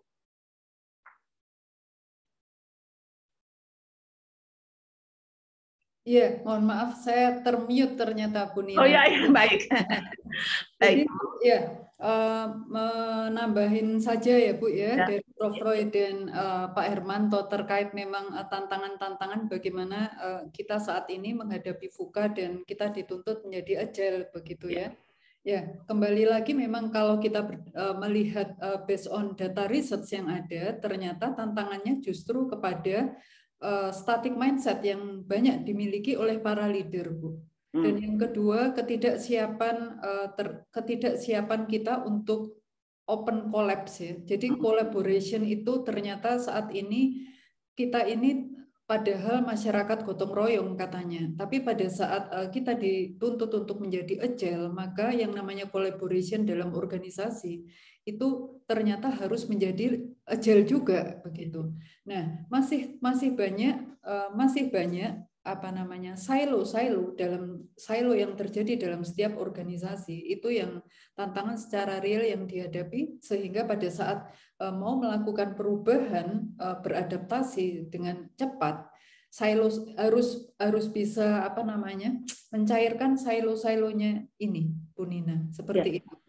Baik Ibu Dia, terima kasih. Satu hal lagi barangkali yang di highlight ini, tadi Pak Hermanto sudah menyampaikan lintas generasi.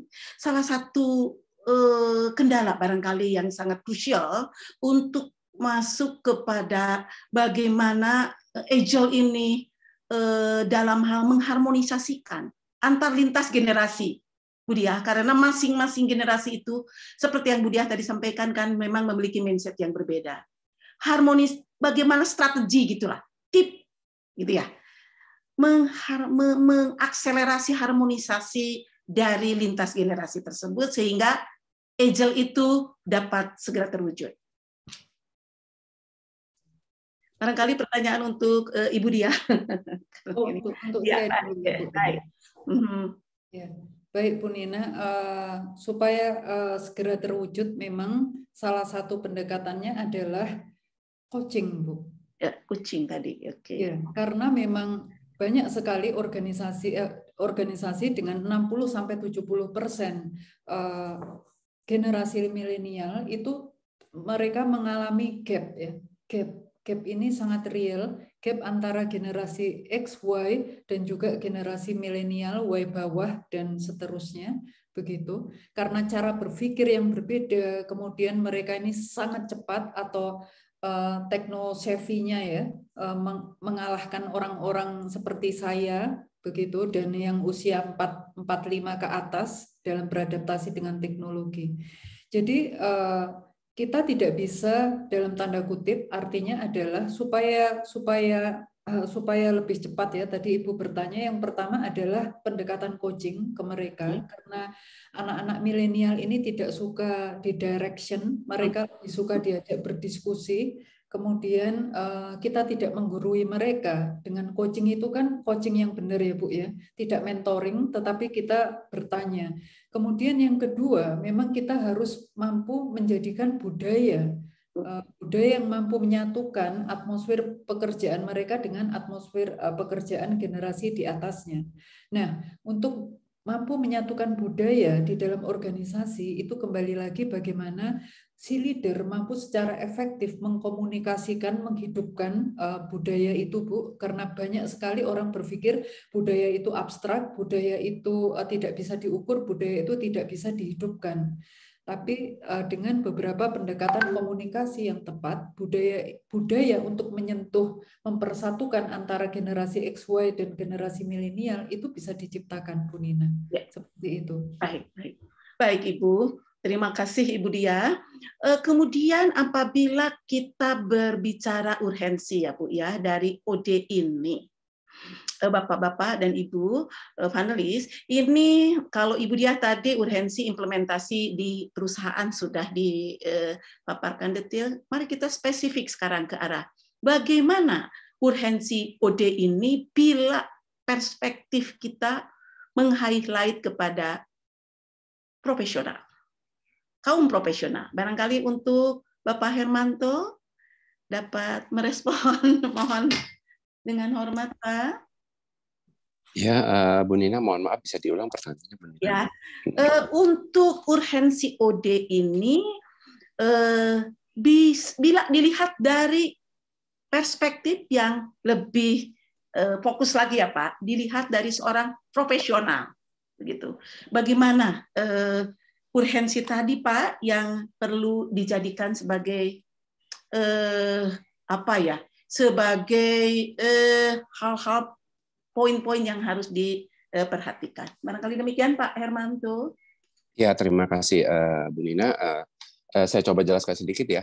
Jadi memang sesuai dengan juga konsep dari Pak Menteri yang dikatakan namanya konsep Kampus Merdeka, para mahasiswa saat ini memang dituntut tidak hanya punya hard skill ya, tapi juga perlu punya soft skill ya. Salah satu soft skill yang kita bisa dapatkan adalah mungkin dengan mengikuti sertifikasi kompetensi begitu, dan juga mungkin kita bisa melakukan namanya magang ataupun mentoring, karena kan dengan konsep Kampus Merdeka ini kan sebenarnya para mahasiswa-mahasiswi diberi kesempatan untuk belajar kurang lebih 1 semester di luar kampus begitu, supaya artinya tadi para mahasiswa ini akan dibekali dengan berbagai kompetensi, karena begini, dengan kemajuan teknologi saat ini ya memang kadang-kadang itu berbagai keahlian kita bisa diintegrated begitu ya.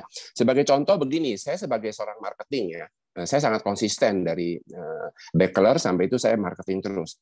Waktu zaman dulu ya, mohon maaf adik-adik ya, saya ngomong sedikit zaman dulu ya, karena adik-adik nggak suka lihat zaman dulu kan, ya masa lalu ya. Kalau orang yang ingin berkecimpung di dunia marketing itu personality-nya kan harus ekstrovert ya. Tapi dengan teknologi sekarang, orang introvert pun bisa bekerja di dunia marketing dengan teknologi dan didukung juga dengan sosial media ya, apalagi di sini adik-adik udah nggak sangat populer dengan namanya TikTok ya, betul ya?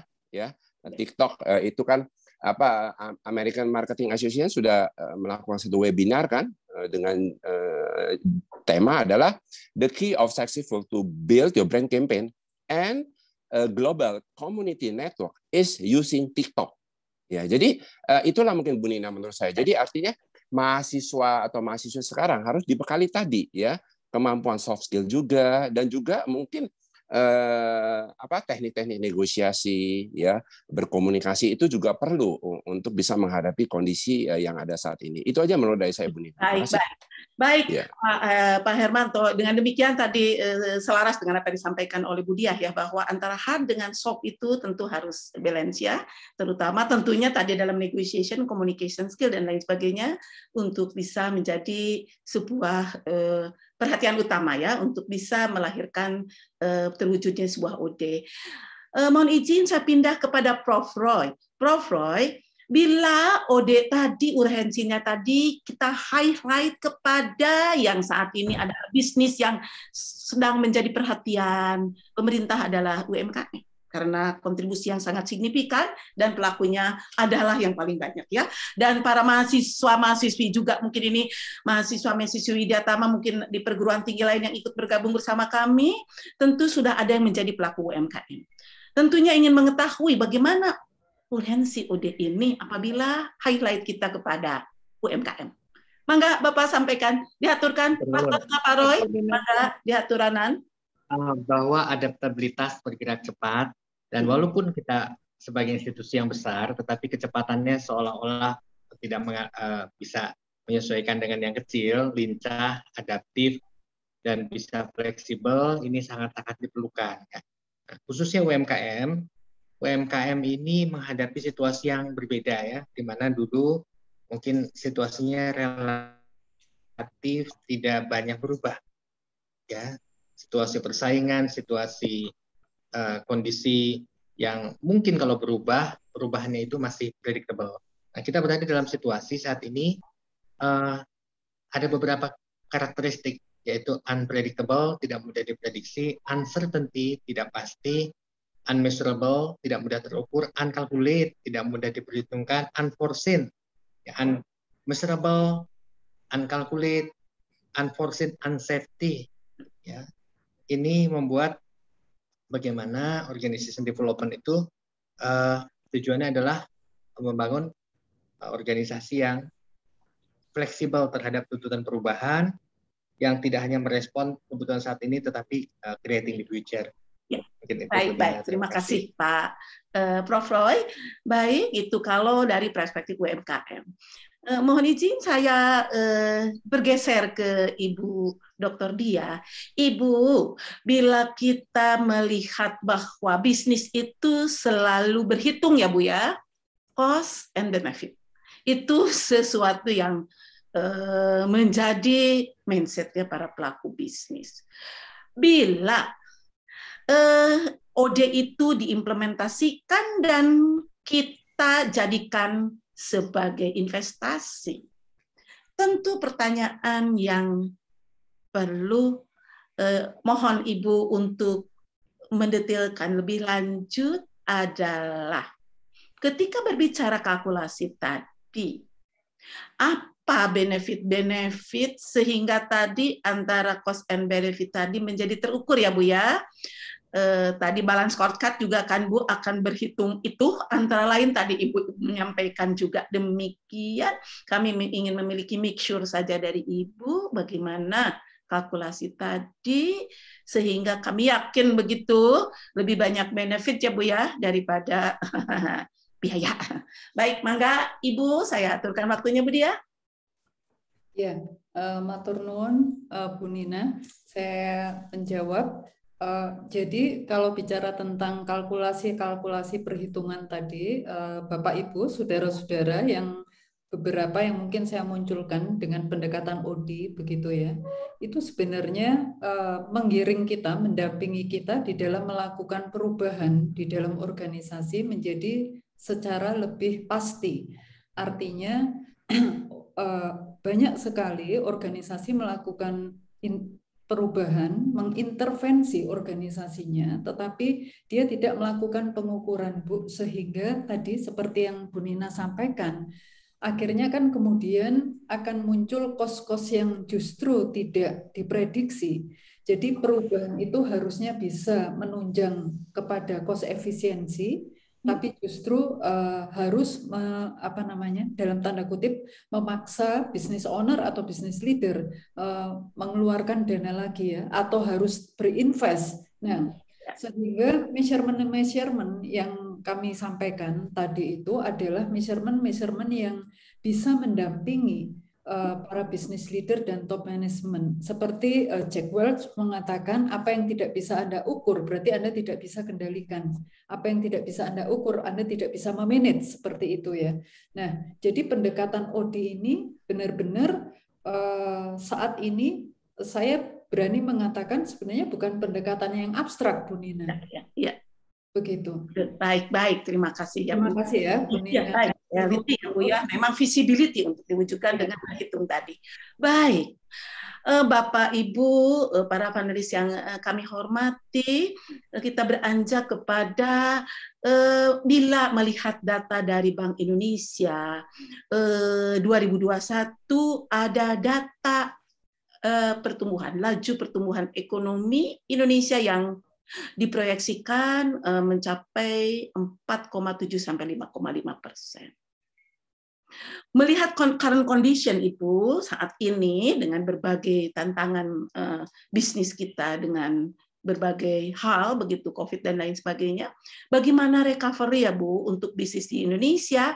Lebih-lebih lagi nampaknya agility yang agile tadi yang memang menjadi mainstreamnya OD ini tidak bisa ditunda-tunda lagi ya Bu ya, karena sustainability tadi menjadi satu parameter yang perlu dijadikan akseleratif untuk mewujudkan itu. Mohon Bapak Ibu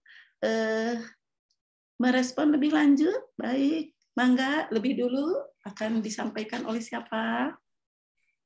Prof. Roy, silahkan. Oh, mangga. Prof. Roy, mangga. Di haturanan, Prof.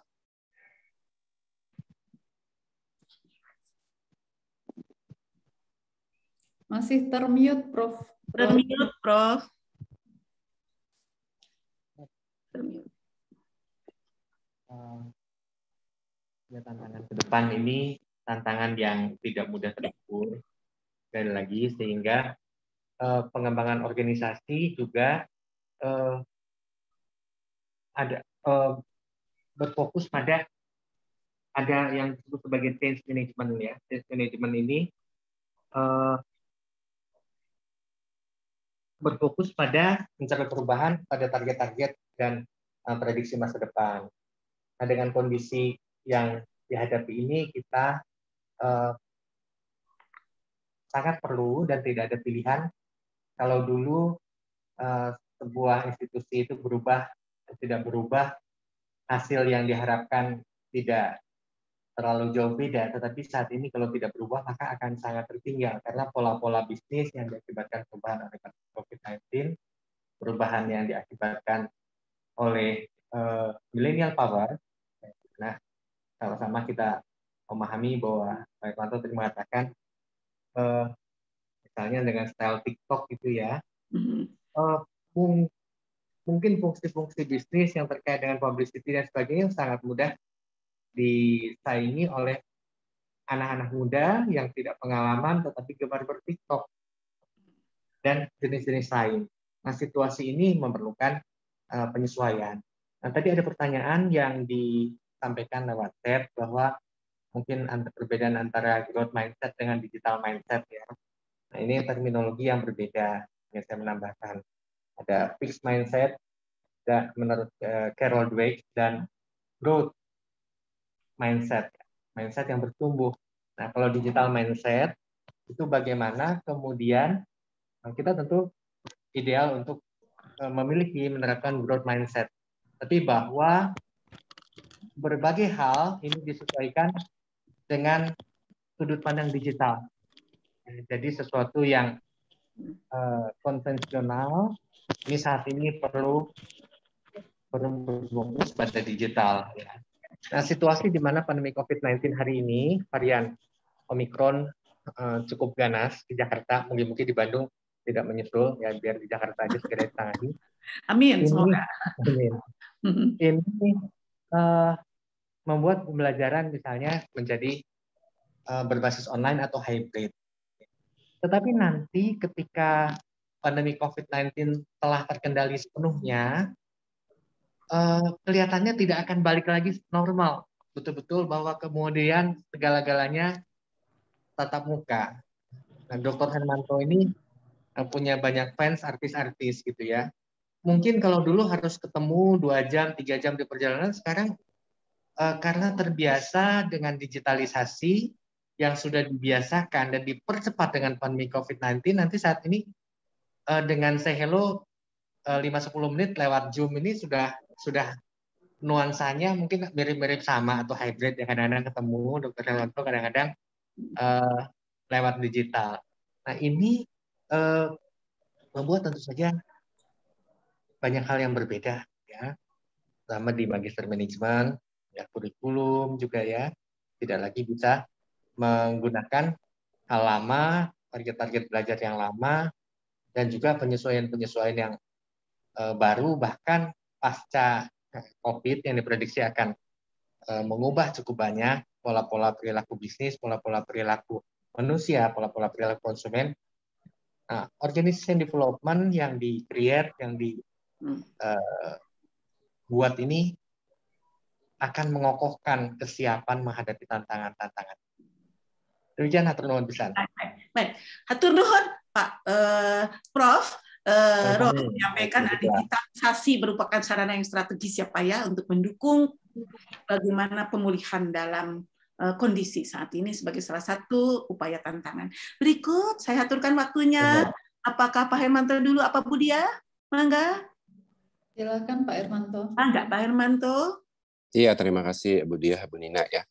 Mungkin saya sedikit paparkan konsep sustainability ya. Tadi kalau tidak salah dipaparkan oleh Bu Diah ya. Jadi memang juga ini menjadi salah satu tantangan organisasi bagaimana dari setiap aktivitas yang dilakukan organisasi itu akan berdampak positif baik terhadap sosial ya, kita punya environment dan juga kita punya ekonomi. Tertentu ekonomi masyarakat sekitar ya. Makanya disitulah ada satu konsep, mungkin adik-adik mahasiswa sudah banyak mendengar juga yang dikatakan namanya well-being. Ya, bagaimana kita bisa mencapai satu namanya posisi well-being. Ya, tentu di sini dibutuhkan kerjasama. Ya, mungkin kalau adik-adik mahasiswa sudah belajar ada yang dikatakan namanya ISO 26000 ya, di mana dalam panduan tersebut dikatakan bahwa setiap organisasi yang didirikan baik yang berorientasi profit maupun non-profit harus melaksanakan panduan ini. Dan kedua, mungkin SDGs ya, ada 17 elemen kalau tidak salah itu ya, itu juga sudah belajar kan, kalau di mata kuliah yang ada terkait dengan namanya sustainability, itu juga perlu menjadi perhatian ya. Tapi kalau saya sih agak setuju ini jangan dibilang CSR ya, karena CSR itu banyak orang salah kaprah, terkesan seperti filantropi ya. Kalau filantropi itu kan bagi-bagi duit ya. Jadi saya lebih suka konsepnya social responsibility atau sustainability itu lebih bagus. Artinya kalau filantropi kan nggak enak, mungkin ada di mahasiswa ibaratnya kalau kita lagi pacaran tuh abis tikis langsung diran gitu ya, abis kiss and run kan nggak enak gitu ya.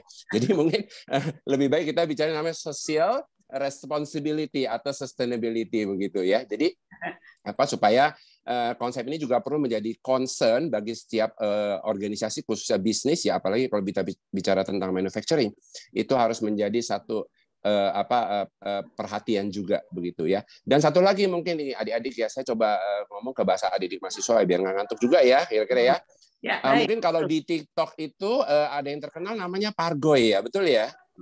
Ya. Pargoy itu ya, sebelum Pargoy ada yang namanya kalau nggak salah Welot Kang Copet ya. Saya ingat banget liriknya Welot Kang Copet, karena mahasiswa juga yang ajarin saya ya, yang lagunya gini, tiap hari bangka dada percuma le dengan anak, kalau nggak salah begitu ya kira-kira ya. Jadi saya juga banyak belajar dari mahasiswa tentang millennial behavior ya, karena kalau nggak bagaimana saya bisa mengajarkan ilmu saya kalau bahasa saya tidak bisa sama dengan bahasanya mahasiswa milenial sekarang begitu. Jadi mau nggak mau kita harus juga berubah. Itu aja dari saya, Bu Nina. Makasih.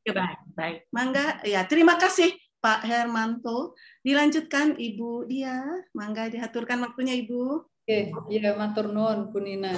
Jadi saya melengkapi saja tadi dari Prof. Roy dan dari Pak Hermanto begitu ya, terkait dengan recovery ya Bu ya. Jadi memang bagaimana peranan OD kalau kita melihat di dalam recovery ekonomi Indonesia. Menuju berapa persen tadi ya, sekarang masih 4,5 ya Bu ya. Nah, memang Bapak Ibu, adik-adik mahasiswa, saudara-saudara begitu ya, kita sering mendengar atau melihat contoh kasus yang diberitakan terkait startup ya, startup yang berhasil dan sebagainya. Tapi banyak sekali data yang juga tidak di-open, dipublish begitu ya, terkait begitu lebih banyaknya startup dan UMKM yang gagal. Ya, jadi ini justru saya melihat bagaimana ekonomi Indonesia ini bisa melakukan recovery. Ternyata memang satu yang menjadi fondasi. Saya setuju kalau pemerintah Pak Jokowi sedang menggiatkan mental revolution, ya. Mental revolution itu sebenarnya bicara tentang mindset, gitu ya. Nah, kembali lagi saya ke mindset, jadi nggak bosan-bosan ya. Pendekatan mastermind, mindset itu penting sekali. Dan bagaimana artinya apa? Artinya adalah dengan growth mindset, maka berarti kita aware, kita sadar bahwa memang kita ini masih terus dituntut untuk mengembangkan diri dan tidak bisa berhenti, begitu. Dan kenapa kita gagal? Kenapa startup banyak yang gagal? Karena ternyata mereka mungkin secara self-confidence mereka berani, mereka punya modal. Tetapi mereka gagal karena mereka lupa. Ada strategi, ada structure, ada bagaimana cara mereka melit SDM di dalam tim yang kecil. Begitu ya. Mereka menjalankan fungsi leader mereka. Nah, kemudian bagaimana kesiapan untuk berubah. Ini tidak hanya terjadi di startup, tapi juga di UMKM.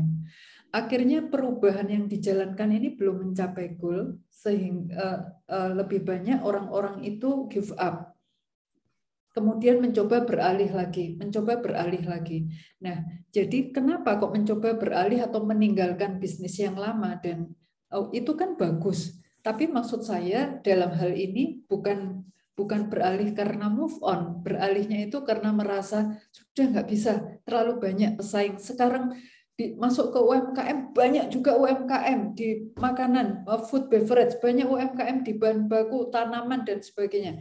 Kalau kita melihat seperti itu terus, memang ekonomi recovery akan lambat.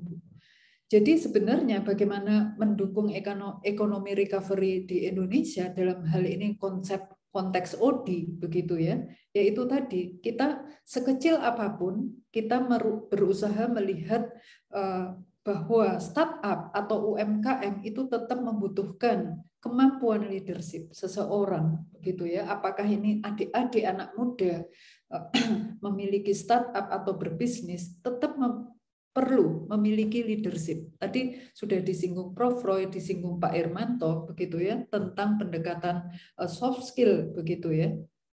Kemampuan leadership, kemudian menjalankan itu based on strategi, dan bagaimana memaintain itu, melakukan perubahan di dalamnya, sehingga apapun yang kita kerjakan, baik di dalam, kenapa saya menyebutkan dengan UMKM ya, karena berdasarkan data ternyata 90% lebih ekonomi Indonesia ini didukung oleh itu, kan begitu ya.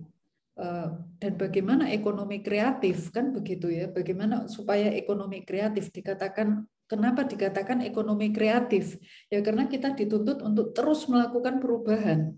Nah, bagaimana kita bisa melakukan perubahan, mengupgrade kualitas dari startup ataupun UMKM yang tadinya tidak tahu tentang brand, belajar branding, tidak tahu tentang strategi ya, dia juga harus tahu strategi, tidak tahu. Nah, itu konteks OD sebenarnya menurut saya sangat melengkapi begitu ya.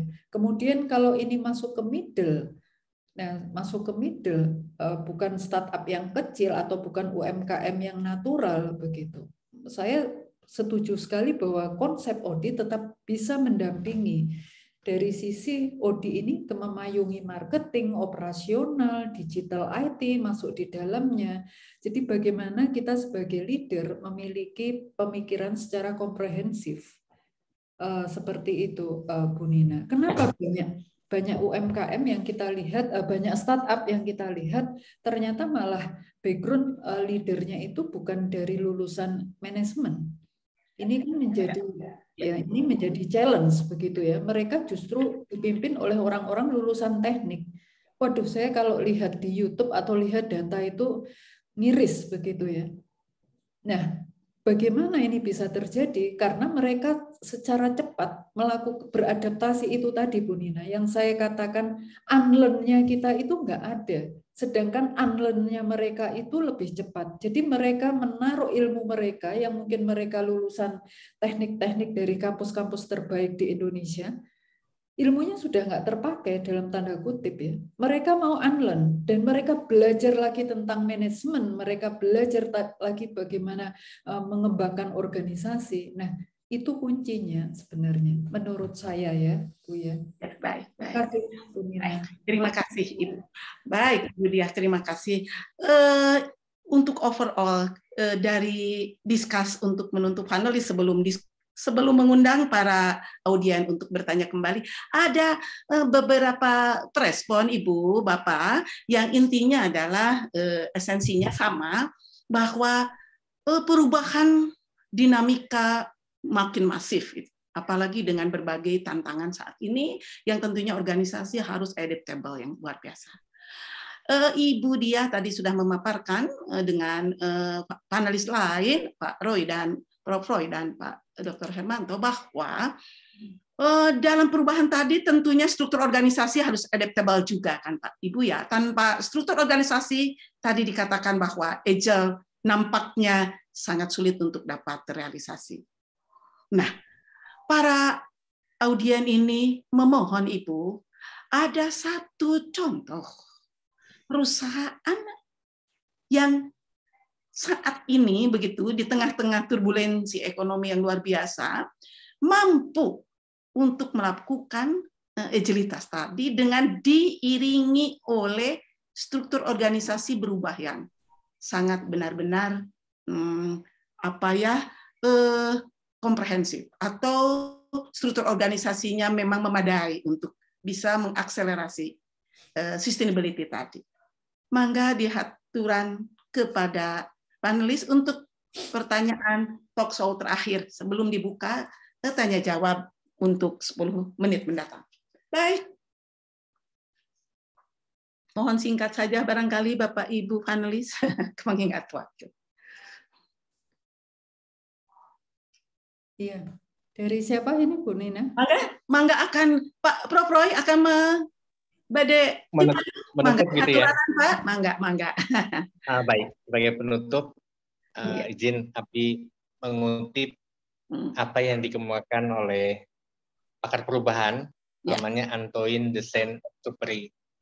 Antoine de Saint-Exupéry di dalam bukunya Managing in Times of Change yang mengatakan, jika Anda ingin membangun kapal, jangan menyuruh orang untuk mengumpulkan kayu dan jangan meminta mereka melakukan tugas serta pekerjaan.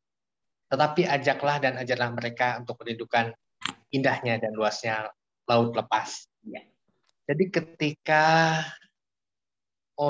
desain OD ini sudah dibuat dengan tepat, kita tidak perlu lagi menyuruh orang melakukan A, menyuruh orang melakukan tugas B, tetapi sinergisasi, aturan-aturan yang jelas itu telah ada, maka pencapaian tujuan organisasi menjadi lebih mudah dan lebih tepat untuk dicapai. Dari saya demikian. Terima kasih banyak.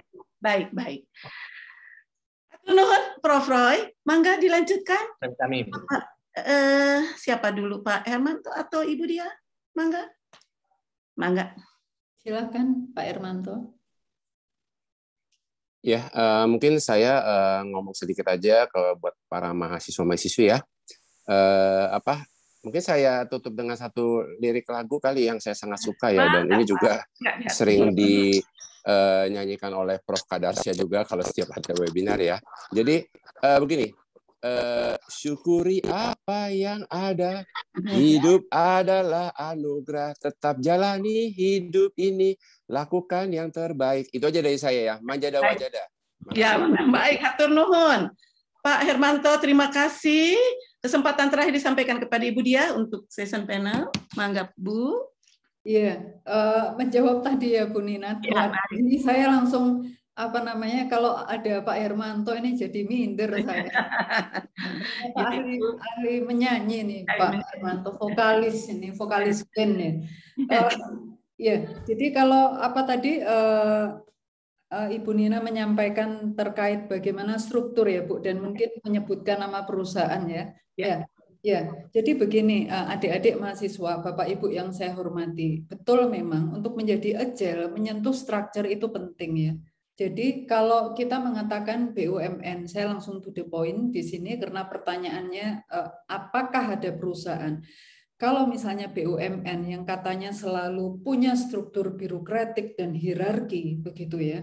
Kemudian apakah itu juga kita sentuh? Saya boleh menyebutkan pada saat kami mendampingi Bu Risma di Pemkot Surabaya, begitu ya. Pada saat Bu Risma menjadi wali kota. Jadi bagaimana kita melihat salah satunya memang beliau menggerakkan kota Surabaya di bawah kepemimpinan beliau. Nah, struktur memang ada, struktur secara birokrasi, tetapi di dalam OD pendekatannya kita membuat menjadi struktur. Struktur itu berarti based on project, ya, mahasiswa ya. Jadi kalau itu diterapkan di tempat government yang lain, kita juga melihat salah satunya nanti bisa di search, yaitu di PDAM Surabaya. PDAM Surabaya itu juga menerapkan pendekatan OD di dalam membuat organisasinya lebih agile. Sampai sebuah PDAM memiliki produk air minum dalam kemasan. Dan apa hubungannya dengan structure? produk air minum dalam kemasan. Kita membuat structure itu menjadi matrix structure di mana orang bekerja secara cross function di dalam matrix structure sehingga dia bekerja based on project. Based on project dengan target apa? Dengan target critical success factor yang menjadi goal dari corporate-nya. Sehingga tadi saya katakan bahwa memang untuk membuat agile organization tanpa menyentuh structure itu tidak bisa. Tapi kemudian pertanyaan yang muncul, apakah matrix structure itu kemudian akan long term atau sustain? Itu tergantung lagi kepada kapasitas organisasi. Matrix structure yang kita buat itu bisa bersifat temporary, ya, 1 tahun Bu Nina, ataupun bisa dilanjutkan kembali tergantung bagaimana kapasitas SDM ini melakukan perubahan seperti itu. Ya, terima kasih matur nuwun Bu. Baik, hatur nuhun Ibu Dia. Sesi panel sudah selesai untuk Profesor. Masih ada 5 menit lagi waktu yang tersedia. Adakah dari audiens yang akan menyampaikan kembali apa yang telah menyampaikan lagi, apa yang menjadi responnya? Memang respon tadi sudah hadir banyak dari para audiens itu. Barangkali masih ada waktu tersisa 5 menit lagi untuk dapat menyampaikan respon, pertanyaankah atau bentuk respon lainnya. Mangga para mahasiswa yang saya sayangi, para audiens yang saya hormati, apabila masih ada Ibu Prof. Saudarianti, terima kasih atas kehadirannya, beliau dosen senior kami ya, Bapak Ibu. Ibu baik, ini telah hadir beliau, Prof. Saudarianti. Baik, terima kasih atas kehadiran beliau. Barangkali ada Pak Wadir. Pak Wadir, terima kasih Pak Dr. Yusuf, beliau adalah Wadir dari program Pasca Sarjana. Terima kasih Bapak atas kehadiran beliau. Baik. Ya, siapa lagi yang belum saya sapa? Sudah semuanya ya. Baik. Barangkali masih ada yang akan disampaikan. Nampaknya waktu yang memisahkan kita, Bapak Ibu, kita masih sangat, nampaknya para audiens sangat antusias, Ibu, Bapak panelis kita. Kami sangat mengaturkan terima kasih kepada para panelis yang bisa di tengah-tengah kesibukannya bisa bergabung bersama kami, sehingga kami bersama para audiens tentunya tadi memiliki inspirasi ya, untuk mereorientasi kembali ya dan merevitalisasi kembali hal-hal apa untuk implementasi OD ini yang perlu dijadikan sebagai highlight. Apakah leadership, struktur organisasi, apakah long term atau kan short term, begitu menurut Ibu Dia, itu barangkali yang akan di-mappingkan oleh masing-masing organisasi, apakah organisasi kuasi publik, pure public, apakah UMKM ataukah profesional, begitu. Itu semua semoga menjadi inspirasi ya. Bagaimana maju melangkah, move on to be change, begitu, untuk tetap sustainability. Agilitas merupakan salah satu highlight yang tentu kita ingat agilitas, ingat Ibu Dr. Dia, ingat Prof. Roy, dan ingat Pak Dr. Hermanto. Begitulah barangkali. Mohon maaf apabila selama saya memandu ada hal yang kurang berkenan, baik untuk para panelis, penyelenggara maupun para audiens. Saya haturkan terima kasih atas atensi dari para hadirin semuanya. Salam sehat untuk saya. Saya sampaikan waktunya kembali kepada MC. Mangga, saya kembalikan waktunya kepada MC. Baik, terima kasih Ibu Nina atas arahannya ya selama acara pada pagi hari ini. Alhamdulillah acara sudah selesai dan kami harapkan dari rekan-rekan panitia juga bisa memberikan benefit untuk semua peserta seperti itu. Dan buat teman-teman yang belum mengisi data, karena kami juga bakal membagikan e-sertifikat, teman-teman bisa mengisi bit.ly/peserta eksekutif talk yang sudah saya sebarkan di kolom chat. Seperti itu, dan saya terima kasih kepada semua pihak yang sudah berpartisipasi dan juga membantu untuk terselenggaranya eksekutif talk ini, yang mana eksekutif talk ini diselenggarakan oleh CSIL UI bekerja sama dengan Magister Management Universitas Widyatama dan Howard Hermes Consulting. Juga didukung oleh IODP, Future HR, dan juga IMA Capital DKI Jakarta. Seperti itu. Mungkin sebagai penutup, kan kalau sekarang kayaknya tidak lengkap kalau nggak ada dokumentasi seperti itu. Mungkin rekan-rekan boleh dibuka, dinyalakan kameranya, nanti dibantu oleh Mas Furqon untuk di screenshot seperti itu, Mas Furqon.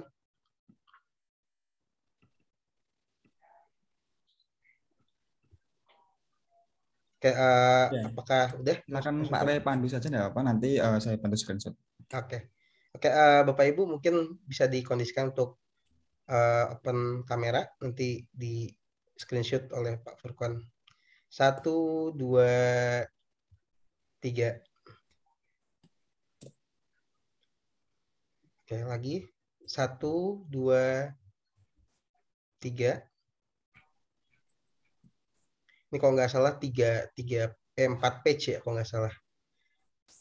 Untuk page 3, 1, 2, 3. Yang terakhir 1, 2, dan 3. Oke, baik. Terima kasih semua. Sekali lagi saya ucapkan, saya mewakili rekan-rekan panitia dan juga partners yang telah berpartisipasi, mengucapkan terima kasih sebesar-besarnya. Mohon maaf kalau ada kesalahan. Kami dari panitia mohon izin untuk menutup acara ini. Semoga berkah dan kita bisa berjumpa atau bersilaturahmi di lain kesempatan. Wassalamualaikum warahmatullahi wabarakatuh. Selamat siang semua. Terima kasih Ibu Dia. Pak Herman. Ya, terima kasih semuanya. Bu Nurul. Terima kasih. Mohon izin live ya. Bisa berlangsung ya Pak Renaldi. Ya. Terima kasih semua, Ibu Dia, kepada Prof Yanti, Ibu Lilis, dan rekan-rekan semuanya, hatur nuhun semuanya yang telah teman-teman mahasiswa, makasih sekali. Mahasiswa yang saya cintai dan banggakan, terima kasih ya responnya yang demikian luar biasa antusiasnya. Hatur nuhun ya Ibu sampaikan. Terima kasih. Ya, sama-sama. Ya. Hatur nuhun, Ibu Nurul. Terima kasih. Saya pamit dulu. Saya mau izin live ya. Izin kami tutup ya, Bapak Ibu. Ya. Mangga. Mohon izin live semuanya. Hatur nuhun.